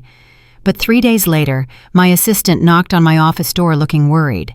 "Sarah, there's someone here to see you. He doesn't have an appointment, but he says it's urgent." "Who is it?" "James Mitchell." My heart stopped. "Tell him I'm not available." I tried. "He says he'll wait. He's been in the lobby for 2 hours. I looked at the clock. 4 p.m. Most of my staff had left. I could sneak out the back, avoid him completely. But something made me curious. What could possibly be so urgent that James would wait 2 hours? "Send him in. Give us 10 minutes, then interrupt with a fake emergency." "Got it." James walked into my office looking nothing like the man I'd divorced. He'd lost weight, gray hair, lines around his eyes that hadn't been there before. He looked old, broken. "Sarah, thank you for seeing me." "You have 10 minutes. What do you want?" "I need your help." I almost laughed. "You need my help. That's rich. Please just hear me out." He sat down without being invited. My kidney is failing. Your kidney, the one you gave me, it's failing." The room tilted. "What?" "Chronic rejection. My body's attacking it. The doctors tried everything, but it's not working. I need another transplant. And you came to me because I'm not high enough on the transplant list, because my tissue type is rare, because you're the only person who's ever been a perfect match." He looked at me with desperate eyes. "Sarah, I need you to get tested again. See if you'd be compatible for a second donation." I stared at him. This man, this unbelievable man, who'd cheated on me, lied to me, destroyed our marriage, and now had the audacity to ask for my other kidney. "Get out. Sarah, please. Get out of my office right now before I call security. I'm dying. Without a transplant, I have maybe 2 years. Then you have 2 years to think about what you did to me. 2 years to reflect on how you threw away the woman who saved your life. 2 years to die knowing you did this to yourself." "Sarah, I know I don't deserve this. I know I don't deserve anything from you, but I'm begging. I'm literally begging for my life." "You should have thought about that before you asked your kidney donor for a divorce." I stood up. "I gave you part of my body, part of my life, and you repaid me by sleeping with your paralegal and draining our bank accounts. Now that kidney is failing and you want the other one. You want me to give you my last kidney so I can die instead of you." I didn't think about it like that. "No, you didn't think at all. That's your problem, James. You never think about consequences, never think about other people. You just take and take and take until there's nothing left." I walked to the door, opened it. "Get out, and don't ever come back here again." "Sarah, out, now, or I'm calling the police." He left. And I closed the door and slid down to the floor shaking. My assistant found me there 10 minutes later. "Sarah, oh my God, what happened?" "He asked me for my other kidney," I whispered. "His is failing, and he asked me to give him my other kidney." She sat down next to me on the floor. "That's insane!" The worst part? For a split second, I almost considered it. Almost thought maybe I should get tested, because that's what I do. I give and give and give, even when there's nothing left to give. "You're not going to write, please tell me you're not going to." "No, I'm not, because my kidney function is already compromised, because I could need it myself someday, because he doesn't deserve another second of my time." I wiped my eyes. But God, it's hard. 23 years of training yourself to put someone else first doesn't just disappear. That night, Emma called. Somehow she'd already heard. "Dad came to your office. Are you kidding me?" "How did you know?" "He called me after, crying, saying you refused to help him, that you were heartless." "He asked me for my other kidney, Emma." Silence. Then, "What?" "His transplant is failing. He wants me to get tested again, see if I'd be compatible for a second donation. And he actually thought you'd say yes. After everything he did to you, is he insane?" "He's desperate. Desperate people do desperate things." "Sarah, please tell me you're not considering this." "I'm not. I can't. My own kidney function is compromised. Dr. Patterson said I need to be careful or I could face kidney disease myself." Emma started crying. "Oh my God. Sarah, why didn't you tell me?" "Because I didn't want anyone to worry. It's probably nothing, just something to monitor." "It's not nothing. You gave Dad your kidney and now your health is at risk because of it. And he has the nerve to ask for more. I swear to God I'm done with him. Completely done." "Emma, he's your father." "No, a father wouldn't do this. A father wouldn't destroy the woman who saved his life and then come back asking for more. He's a stranger to me now." After we hung up, I sat in my condo looking out at the harbor and thinking about choices, about how one decision made out of love can ripple through your entire life. I'd chosen to give James my kidney, and that choice had led to the divorce, the business, this new life, but it had also led to compromised kidney function, to the possibility that someday I might face the same thing James was facing now. Would I do it again if I could go back knowing everything? Would I still give him my kidney? I didn't know, and that scared me more than anything. The next morning, Margaret called. "I heard James came to your office." News travels fast. "He's contacted 3 different lawyers trying to sue you for the kidney." I almost dropped the phone. "What?" He's claiming you have a moral and ethical obligation to help him since you were the original donor, that you knew the risks of rejection, that you should have to fix it. That's insane. That's legally insane. I know.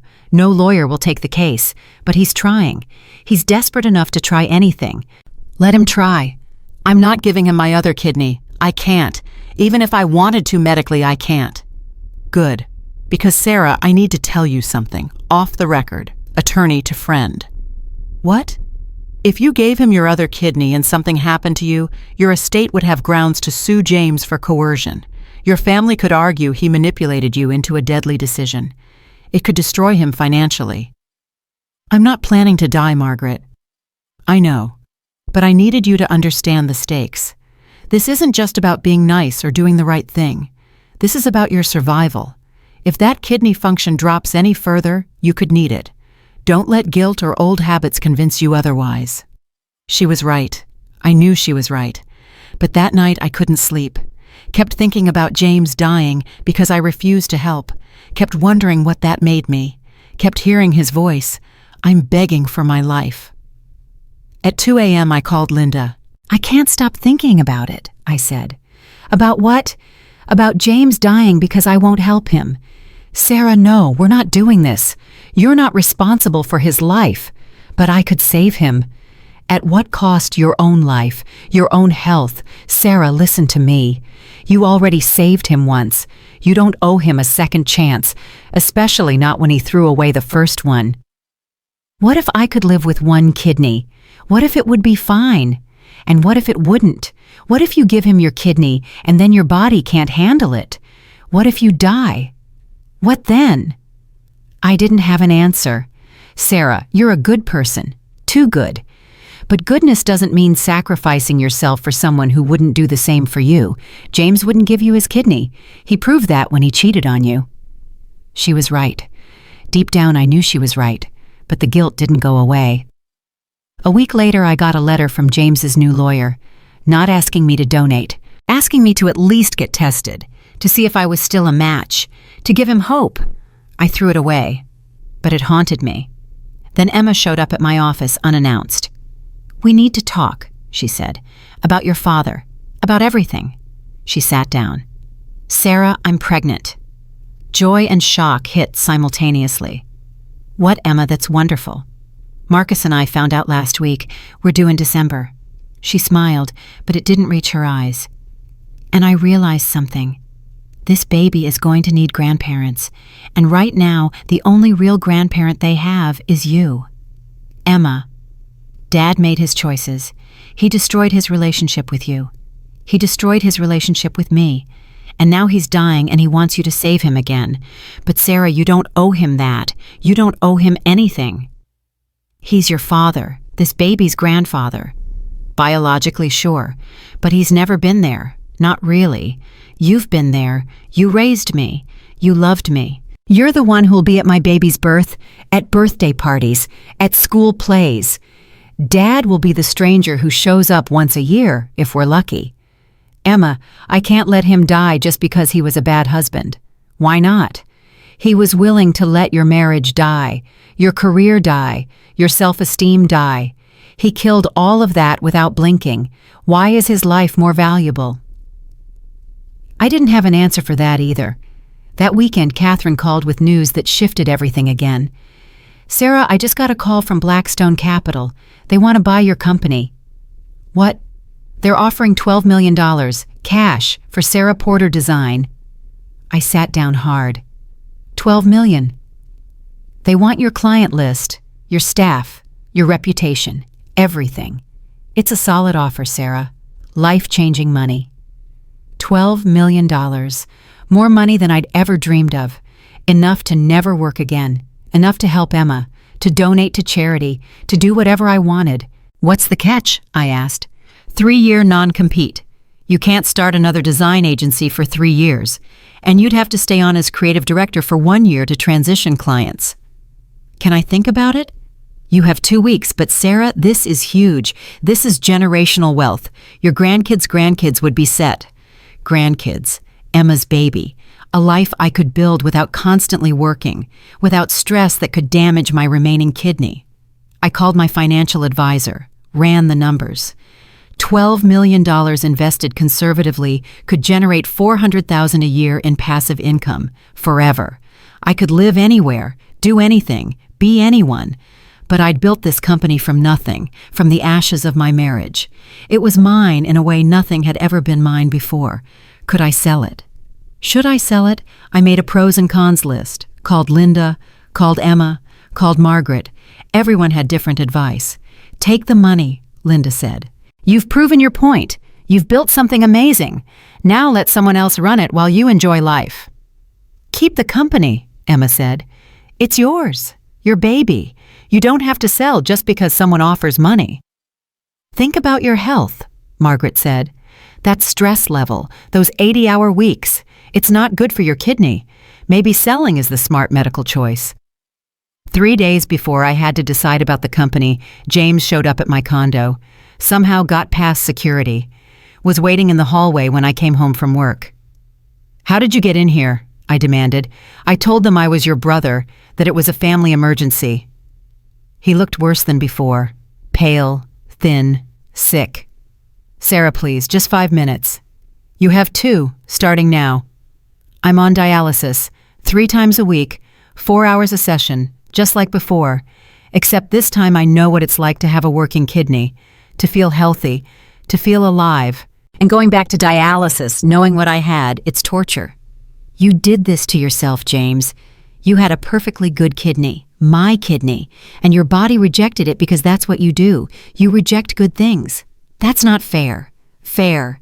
You want to talk about fair? I gave you my kidney and you gave me divorce papers. That's not fair. You spending our money on your mistress, not fair. You asking me to risk my life again after you destroyed it the first time. Not fair. I made mistakes. You made choices.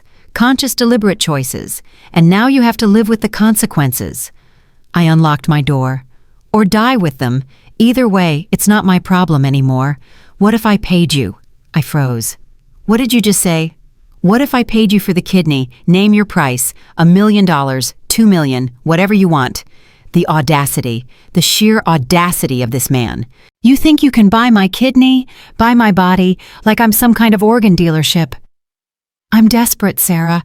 I'll do anything. Anything except take responsibility for your own life. Anything except accept that actions have consequences. You can't buy your way out of this, James. You can't charm your way out. You can't manipulate me into saving you again. I'm done. We're done. Forever. I went inside and locked the door, heard him standing there for a long time before he finally left. The next morning I got a call from Massachusetts General Hospital. Ms. Porter, this is Dr. Richard Chen. I'm calling about James Mitchell. I'm not donating. I've made that clear. That's not why I'm calling. Mr. Mitchell attempted suicide last night. He's in our psychiatric ward.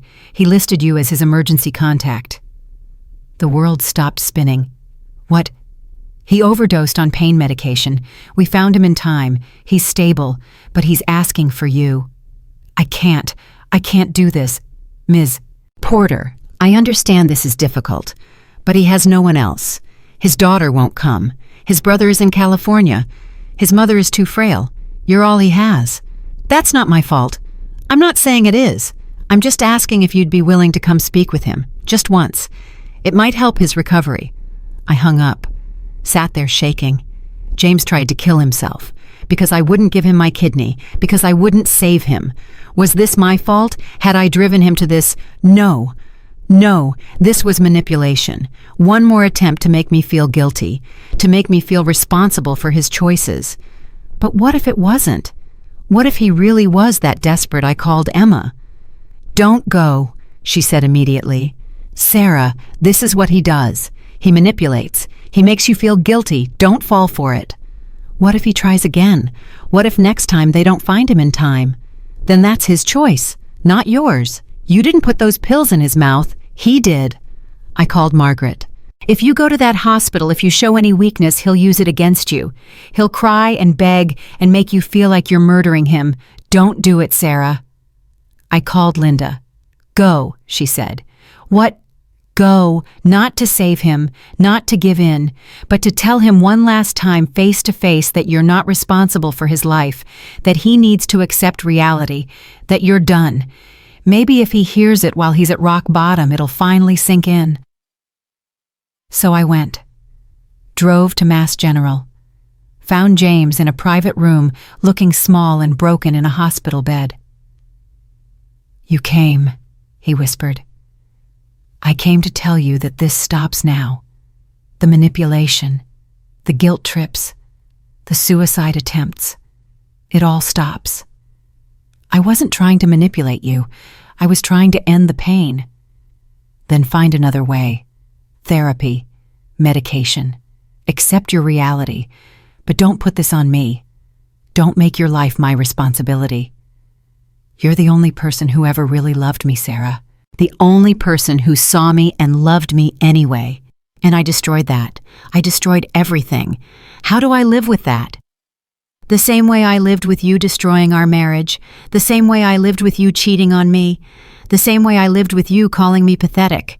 You just do. One day at a time. You put one foot in front of the other and you keep going. I don't know if I can. Then that's something you need to figure out with your therapist, not with me.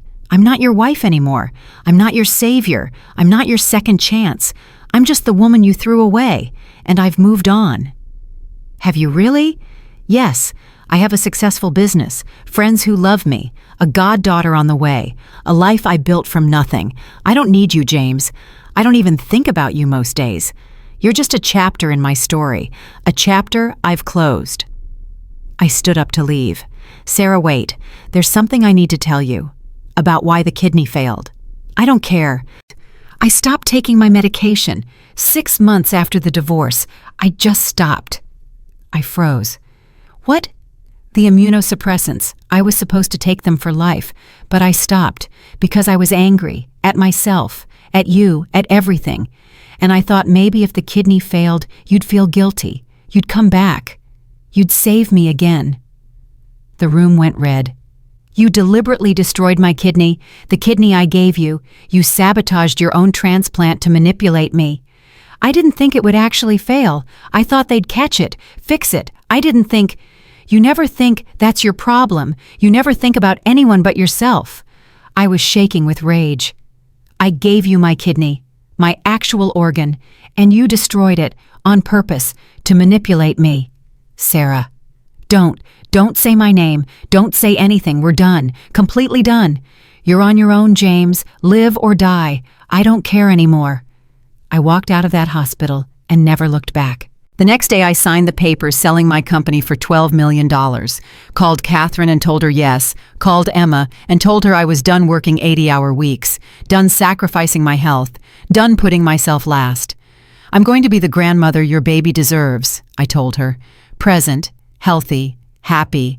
That's my priority now. Emma cried happy tears. I love you, Sarah. I'm so proud of you. I used part of the money to set up a trust fund for Emma's baby, $2 million, enough to pay for college, start a business, buy a house, whatever they needed. I used another $1 million to establish a foundation for kidney donors who faced complications, for people like me who'd given part of themselves and needed help. The rest I invested, bought a small house in Maine overlooking the ocean, somewhere quiet, peaceful, far from Boston, far from James, far from everything. 6 months after I moved, I got a call from Robert James's brother. Sarah, I thought you should know. James died yesterday. I felt nothing. No sadness, no relief, just nothing. What happened? He never found another donor. The dialysis wasn't enough. His heart gave out. Robert paused. He left you a letter. I don't want it. I'll mail it anyway. You can decide what to do with it. The letter arrived a week later. I left it on my kitchen counter for 3 days before opening it. Inside was one sentence. Thank you for trying to save me, even when I didn't deserve saving. I burned it, watched the paper curl and blacken and turn to ash. James was gone. The marriage was gone. The woman who'd given him her kidney was gone too. All that remained was me, Sarah Porter, 64 years old, kidney donor, survivor, free. And that was enough. More than enough. It was everything. 3 months after burning James's letter, Emma went into labor. She called me at 2 a.m. from the hospital in Portland. "Sarah, it's happening. The baby's coming. Can you get here?" I was in the car within 10 minutes, drove 4 hours through the dark, my heart pounding the entire way. This baby, Emma's baby, felt like mine too. The first thing in my life that was pure and untouched by James's destruction. Emma was in labor for 14 hours. I held her hand through every contraction. Marcus was there too, but Emma kept reaching for me. "You're the strongest woman I know," she said between contractions. "If you survived what Dad did to you, I can survive this." "You're stronger than me," I told her. "You chose better. You chose a man who deserves you." At 6:42 p.m., my granddaughter was born. 7 pounds 3 ounces. Perfect in every way. Emma looked at me with tears streaming down her face. "We're naming her Sarah. After you. Sarah Grace." I broke down completely, held that tiny baby and cried for everything I'd lost and everything I'd found. This child would never know James, would never know the man who'd destroyed his family. She'd only know me, the grandmother who chose herself, who survived. "Hi, baby Sarah," I whispered. "I'm your Grammy, and I'm going to teach you to never ever settle for less than you deserve." Emma laughed through her tears. "God help any man who tries to hurt her with you around." I stayed in Portland for 2 weeks helping with the baby, changing diapers, doing midnight feedings, being present in a way James never was for Emma. One night while Emma slept and I rocked baby Sarah, Marcus came and sat next to me.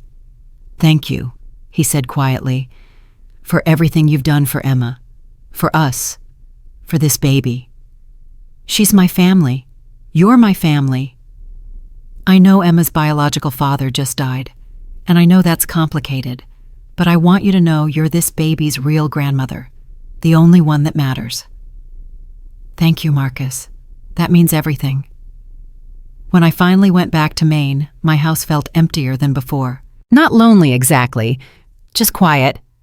I'd spent so many years in chaos that peace felt strange. I started volunteering at the kidney donor foundation I'd established.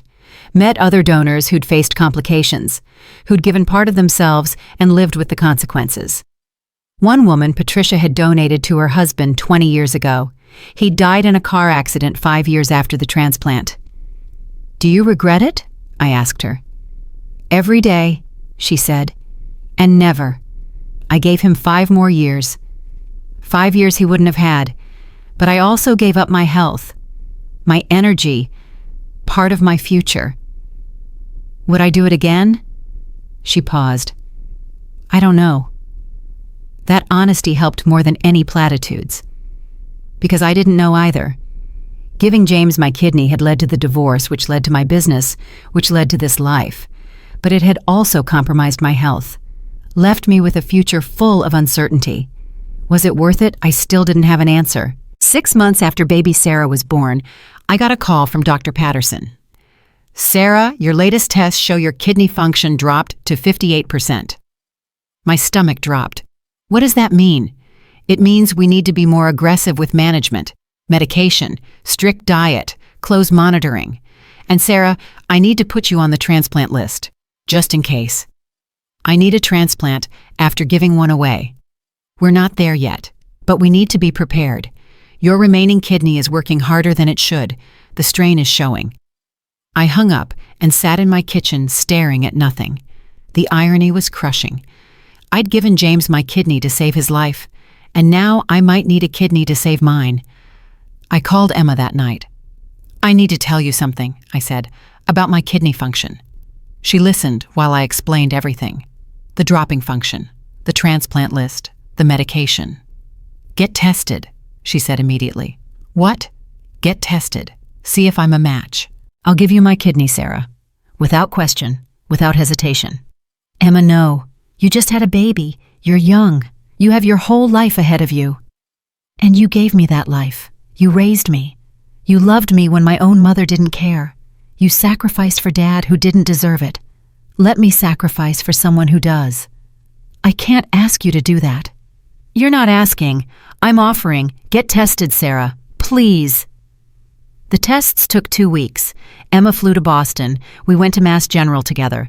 Dr. Patterson ran every possible compatibility test: blood type, tissue typing, cross-match, everything. Emma and I sat in the waiting room holding hands. What if I'm not a match? She asked. Then we'll figure something else out. What if I am? Then we'll talk about it. Really talk about it. Make sure you understand what you're offering. Dr. Patterson came out looking stunned. You're a perfect match. I mean, extraordinarily compatible. Better than most siblings. Better than most parent-child matches. Emma squeezed my hand. See, it's meant to be. But I couldn't let her do it. Couldn't let this 20-something woman with a new baby give up her kidney for me. I need time to think, I said. We drove back to Maine in silence. Emma stayed with me for the weekend. Why won't you let me do this? She finally asked. Because you're young, because you have a baby, because I've already taken enough from your family. You haven't taken anything. Dad took. You gave. There's a difference. Emma, kidney donation has risks, complications. What if something happens to you? What if baby Sarah grows up without her mother because I was selfish? What if you die because you were too proud to accept help?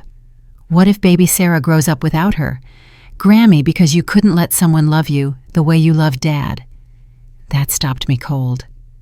I loved your father, I said slowly, and he threw it away. I can't let you sacrifice for me the way I sacrificed for him. It's not the same. Dad didn't deserve your sacrifice. You do. That's the difference, Sarah. You've spent your whole life giving to people who didn't appreciate it. Let someone give to you for once.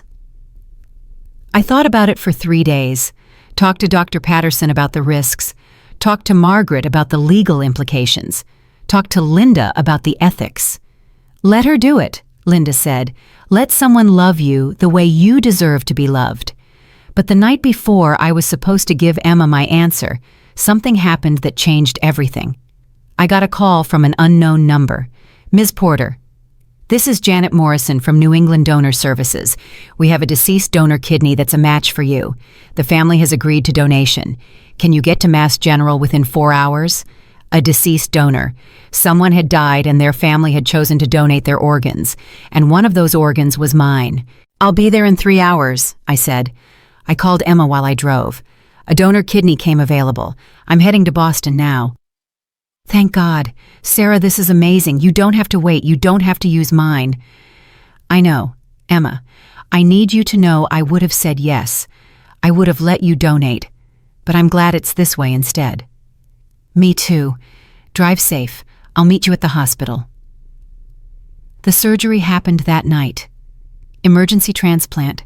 6 hours on the operating table. I woke up with a new kidney. A stranger's kidney. A gift from a family I'd never meet who chose to give life in the middle of grief. Dr. Patterson came in the next morning smiling. The kidney is working beautifully. Your numbers are better than they've been in years. Sarah, you got a second chance. Emma was sitting next to my bed, holding baby Sarah. You scared me, she said. When they wheeled you into surgery, I kept thinking about losing you. About baby Sarah growing up without knowing her Grammy. I'm not going anywhere, I told her. I've survived too much to die now. Recovery took 3 months. Emma stayed with me for the first month. We fell into a routine. She'd bring baby Sarah to my bed every morning. I'd hold her while Emma made breakfast. We'd watch terrible TV and eat ice cream and talk about everything. Do you ever miss Dad? Emma asked one night. Sometimes, not the man he became, but the man I thought he was, the man I married, that version of him I miss. Do you think he ever really loved you? I think he loved me as much as he was capable of loving anyone, which wasn't very much. James loved James. Everyone else was just supporting cast. I'm sorry you wasted so much time on him. I didn't waste it. I learned from it. I learned what I wouldn't accept anymore, what I wouldn't tolerate, who I wouldn't diminish myself for. Do you think you'll ever date again? The question surprised me. I'm 64 years old, Emma. Who's going to want to date someone my age with 2 kidney transplants? Someone smart enough to see what an incredible woman you are. Someone who deserves you this time. 2 months after I'd fully recovered, something unexpected happened. I met someone. His name was David Chen. He was a volunteer at the Kidney Donor Foundation. 66. Widower. Kind eyes. Gentle voice. We'd been working together for weeks before he asked me to coffee. Just coffee, he said. No pressure. Just 2 people who understand kidney disease talking over caffeine. We went to a small place near the foundation office, talked for 3 hours. David had lost his wife to kidney disease 5 years ago. She'd been on dialysis for 3 years, waiting for a transplant that never came. I think about it every day, he said. What if someone had donated? What if we'd found a match? Would she still be here? You can't think like that. The what-ifs will destroy you. How do you not think like that?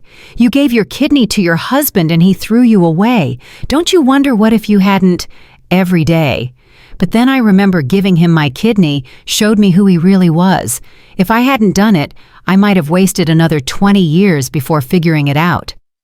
David smiled. You're remarkable. You know that. I'm a survivor. There's a difference. We started having coffee every week. Then twice a week. Then he asked me to dinner. Actual dinner, he said. Not coffee, not foundation business. A real date. I almost said no. Almost told him I was too old, too damaged, too complicated. But Emma's voice echoed in my head. Let someone love you the way you deserve to be loved. Okay, I said. A real date. The date was lovely. David was lovely. Respectful, interesting. He made me laugh, made me feel seen. At the end of the night, he walked me to my door. I'd like to do this again, he said. If you would. I would. But David, I need you to know something. I'm not looking for someone to save me. I'm not looking to be anyone's project or second chance. I've saved myself. I'm whole on my own. I know. That's why I'm interested. I don't want to save you, Sarah. I just want to know you. We dated for 6 months before I introduced him to Emma. She came to visit with Marcus and baby Sarah, now almost 2 years old. David brought flowers, played with the baby, complimented Marcus's work, was perfect. After he left, Emma hugged me tight. He's good, she said. Really good. Nothing like Dad. No, nothing like James. Are you happy? Was I? I thought about my life. My house in Maine, my foundation work, my granddaughter, David, my health stabilizing. Yes, I said. I think I actually am. Good, you deserve it. You deserve all of it. On baby Sarah's 2nd birthday, I got a letter from Victoria Chen. Yes, that Victoria. I almost threw it away unopened, but curiosity won. Dear Sarah, you don't know me, but I know you. I'm the woman who helped destroy your marriage. I'm writing to apologize, though I know it's far too late. I was young and stupid and selfish. I thought I was playing a game. I didn't realize I was destroying real people's lives. My son, the one I told James was his, he's 3 now. His real father, Daniel Morrison, wants nothing to do with us. I'm alone, working retail, barely making rent. And I think about you every day, about what you sacrificed for James, about how I helped him throw that away. I'm sorry. It's not enough, I know. But I'm sorry. I hope you're doing well. I hope you're happy. You deserve happiness. You deserved so much better than what we gave you. Victoria. I read it twice. Then I wrote back. 1 sentence. I am happy. Not because of forgiveness, but because I chose myself. I hope someday you learn to do the same. I mailed it and never thought about Victoria again. That Christmas, Emma and Marcus announced they were pregnant again. Another girl. We want to name her Grace, Emma said. Grace Eleanor, after you and Dad's mom. Eleanor had died peacefully 6 months earlier, left me another $50,000 in her will. Her note said, for being the daughter I wish I'd had. I love it, I told Emma. Grace is perfect. David and I spent Christmas together. He cooked. I made dessert. We exchanged small gifts and watched old movies. I love you, he said that night. I know it's fast. I know we're both older and should be more careful. But I love you, Sarah, and I wanted you to know. I love you too, I said, and meant it. Not the desperate, self-sacrificing love I'd had for James, but something steadier, calmer, better.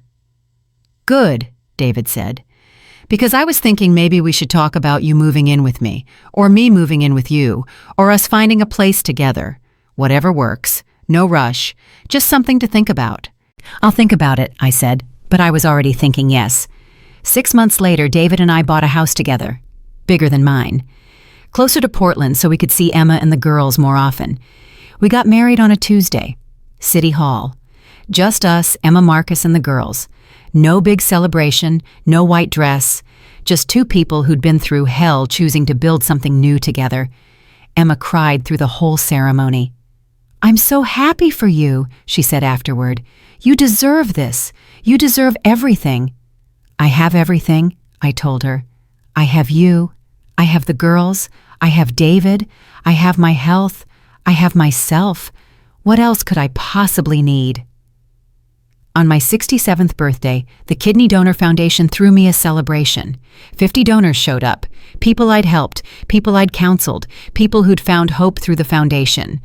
One woman stood up to speak. "Sarah saved my life," she said, "not with a kidney, but with perspective. I donated to my sister and she died anyway. Car accident, 6 months after the transplant. I was drowning in regret, thinking I'd sacrificed for nothing.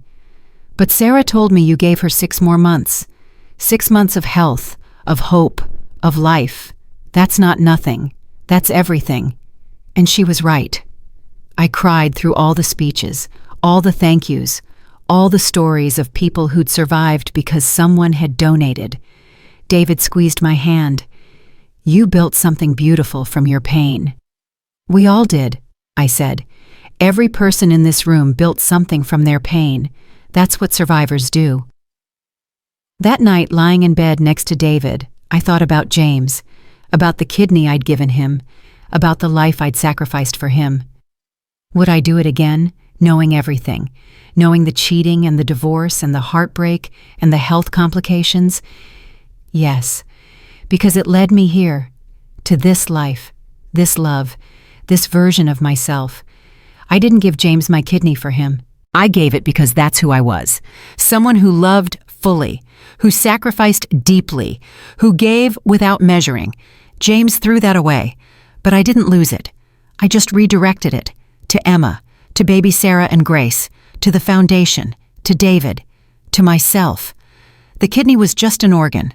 What mattered was what it represented, my capacity to love, my strength, my resilience. James took my kidney, but he couldn't take those things. Those were mine, always had been, always would be. I rolled over and kissed David goodly. "I love you," I said. "I love you too. What brought that on? Just grateful, for this, for us, for second chances." "Third chances in your case," he joked. "2 kidneys, 1 marriage. You're the comeback queen." I laughed. He was right. I'd come back from everything. The failed marriage, the health crisis, the betrayal, all of it, and I'd come back stronger. The next morning, Emma called. "Grammy, can you come into Portland next weekend? We're having Grace's baptism and we want you to be godmother." I'd be honored. "There's something else. We're moving to Maine. Marcus got a job in Portland. We'll be 20 minutes away from you." I started crying. Really? Really? The girls need their Grammy close by. I need you close by. We're family, Sarah. Real family. Not biology. Choice. "I love you so much." "I love you too. See you Saturday." I hung up and told David the news. He smiled that gentle smile that made me fall in love with him. "Your family is growing," he said. "Our family," I corrected. "You're part of this now too." I like the sound of that. Saturday came. Grace's baptism was beautiful. I stood there holding my goddaughter surrounded by Emma and Marcus and baby Sarah and David and felt complete. This was my life now. Not perfect, not without scars, but mine. Fully, completely mine. After the ceremony, Emma pulled me aside. "I never told you this, But after Dad died, I found something in his apartment, a journal. He'd been writing in it for months. Emma, I don't need to know. Yes, you do, because he wrote about you, about the kidney, about the divorce, about everything. And Sarah, the last entry said this: Sarah was the best thing that ever happened to me, and I destroyed her because I couldn't stand being saved by someone stronger than me. I couldn't stand owing her my life. So I sabotaged everything, and now I'm dying alone because I was too proud to let her love me. She deserves better. She always deserved better. I hope she finds it. I stood there processing. James knew. He'd known all along. Why are you telling me this? I asked. Because you need to know it wasn't your fault. None of it. He knew what he was doing. He chose to destroy it. You didn't fail him. He failed you. I hugged Emma tight. Thank you for telling me, for choosing me, for being my daughter in all the ways that matter. Always, she whispered. You're my mom, my real mom, not the woman who gave birth to me and left. You, the woman who stayed. That night, David and I sat on our porch watching the sunset. Do you have any regrets? He asked. Just one, I said. What's that? I regret not laughing harder when James asked for the divorce. I regret not knowing sooner that walking away would be the best decision of my life. David laughed. That's not a regret, that's a triumph. You're right, no regrets then, just lessons. Hard, painful, expensive lessons, but lessons. And what did you learn? I thought about it. About 23 years of marriage, about giving away my kidney, about divorce and rebuilding and finding love again. I learned that sacrifice without appreciation is just loss. I learned that you can't love someone into loving you back. I learned that the strongest thing you can do isn't saving someone else. It's saving yourself. Wise words from a wise woman. Hard-earned words from a stubborn woman who refused to stay broken. We sat in comfortable silence as the sun set over the ocean. My ocean, my porch, my life. Somewhere in Boston, James was buried in a cemetery I'd never visit. Somewhere in the city, Victoria was raising a child alone. Somewhere all the people I'd left behind were living their lives, and I was living mine. Finally, fully, freely living mine. The kidney I gave James had saved his life for a while, but the kidney I received from a stranger had saved mine forever. Not just physically, but emotionally, spiritually. I was whole again, different than before, scarred, worn, wiser, but whole. And that was worth more than any organ, more than any marriage, more than anything James could have given me or taken from me. I'd given him my kidney and asked for divorce, and I just laughed and left. Because I finally understood that walking away from someone who doesn't value you isn't cruel. It's not vindictive. It's not heartless. It's the most powerful form of self-love there is, and I loved myself now, fiercely, completely, without apology. James took my kidney, but I took back my life, and in the end, I won.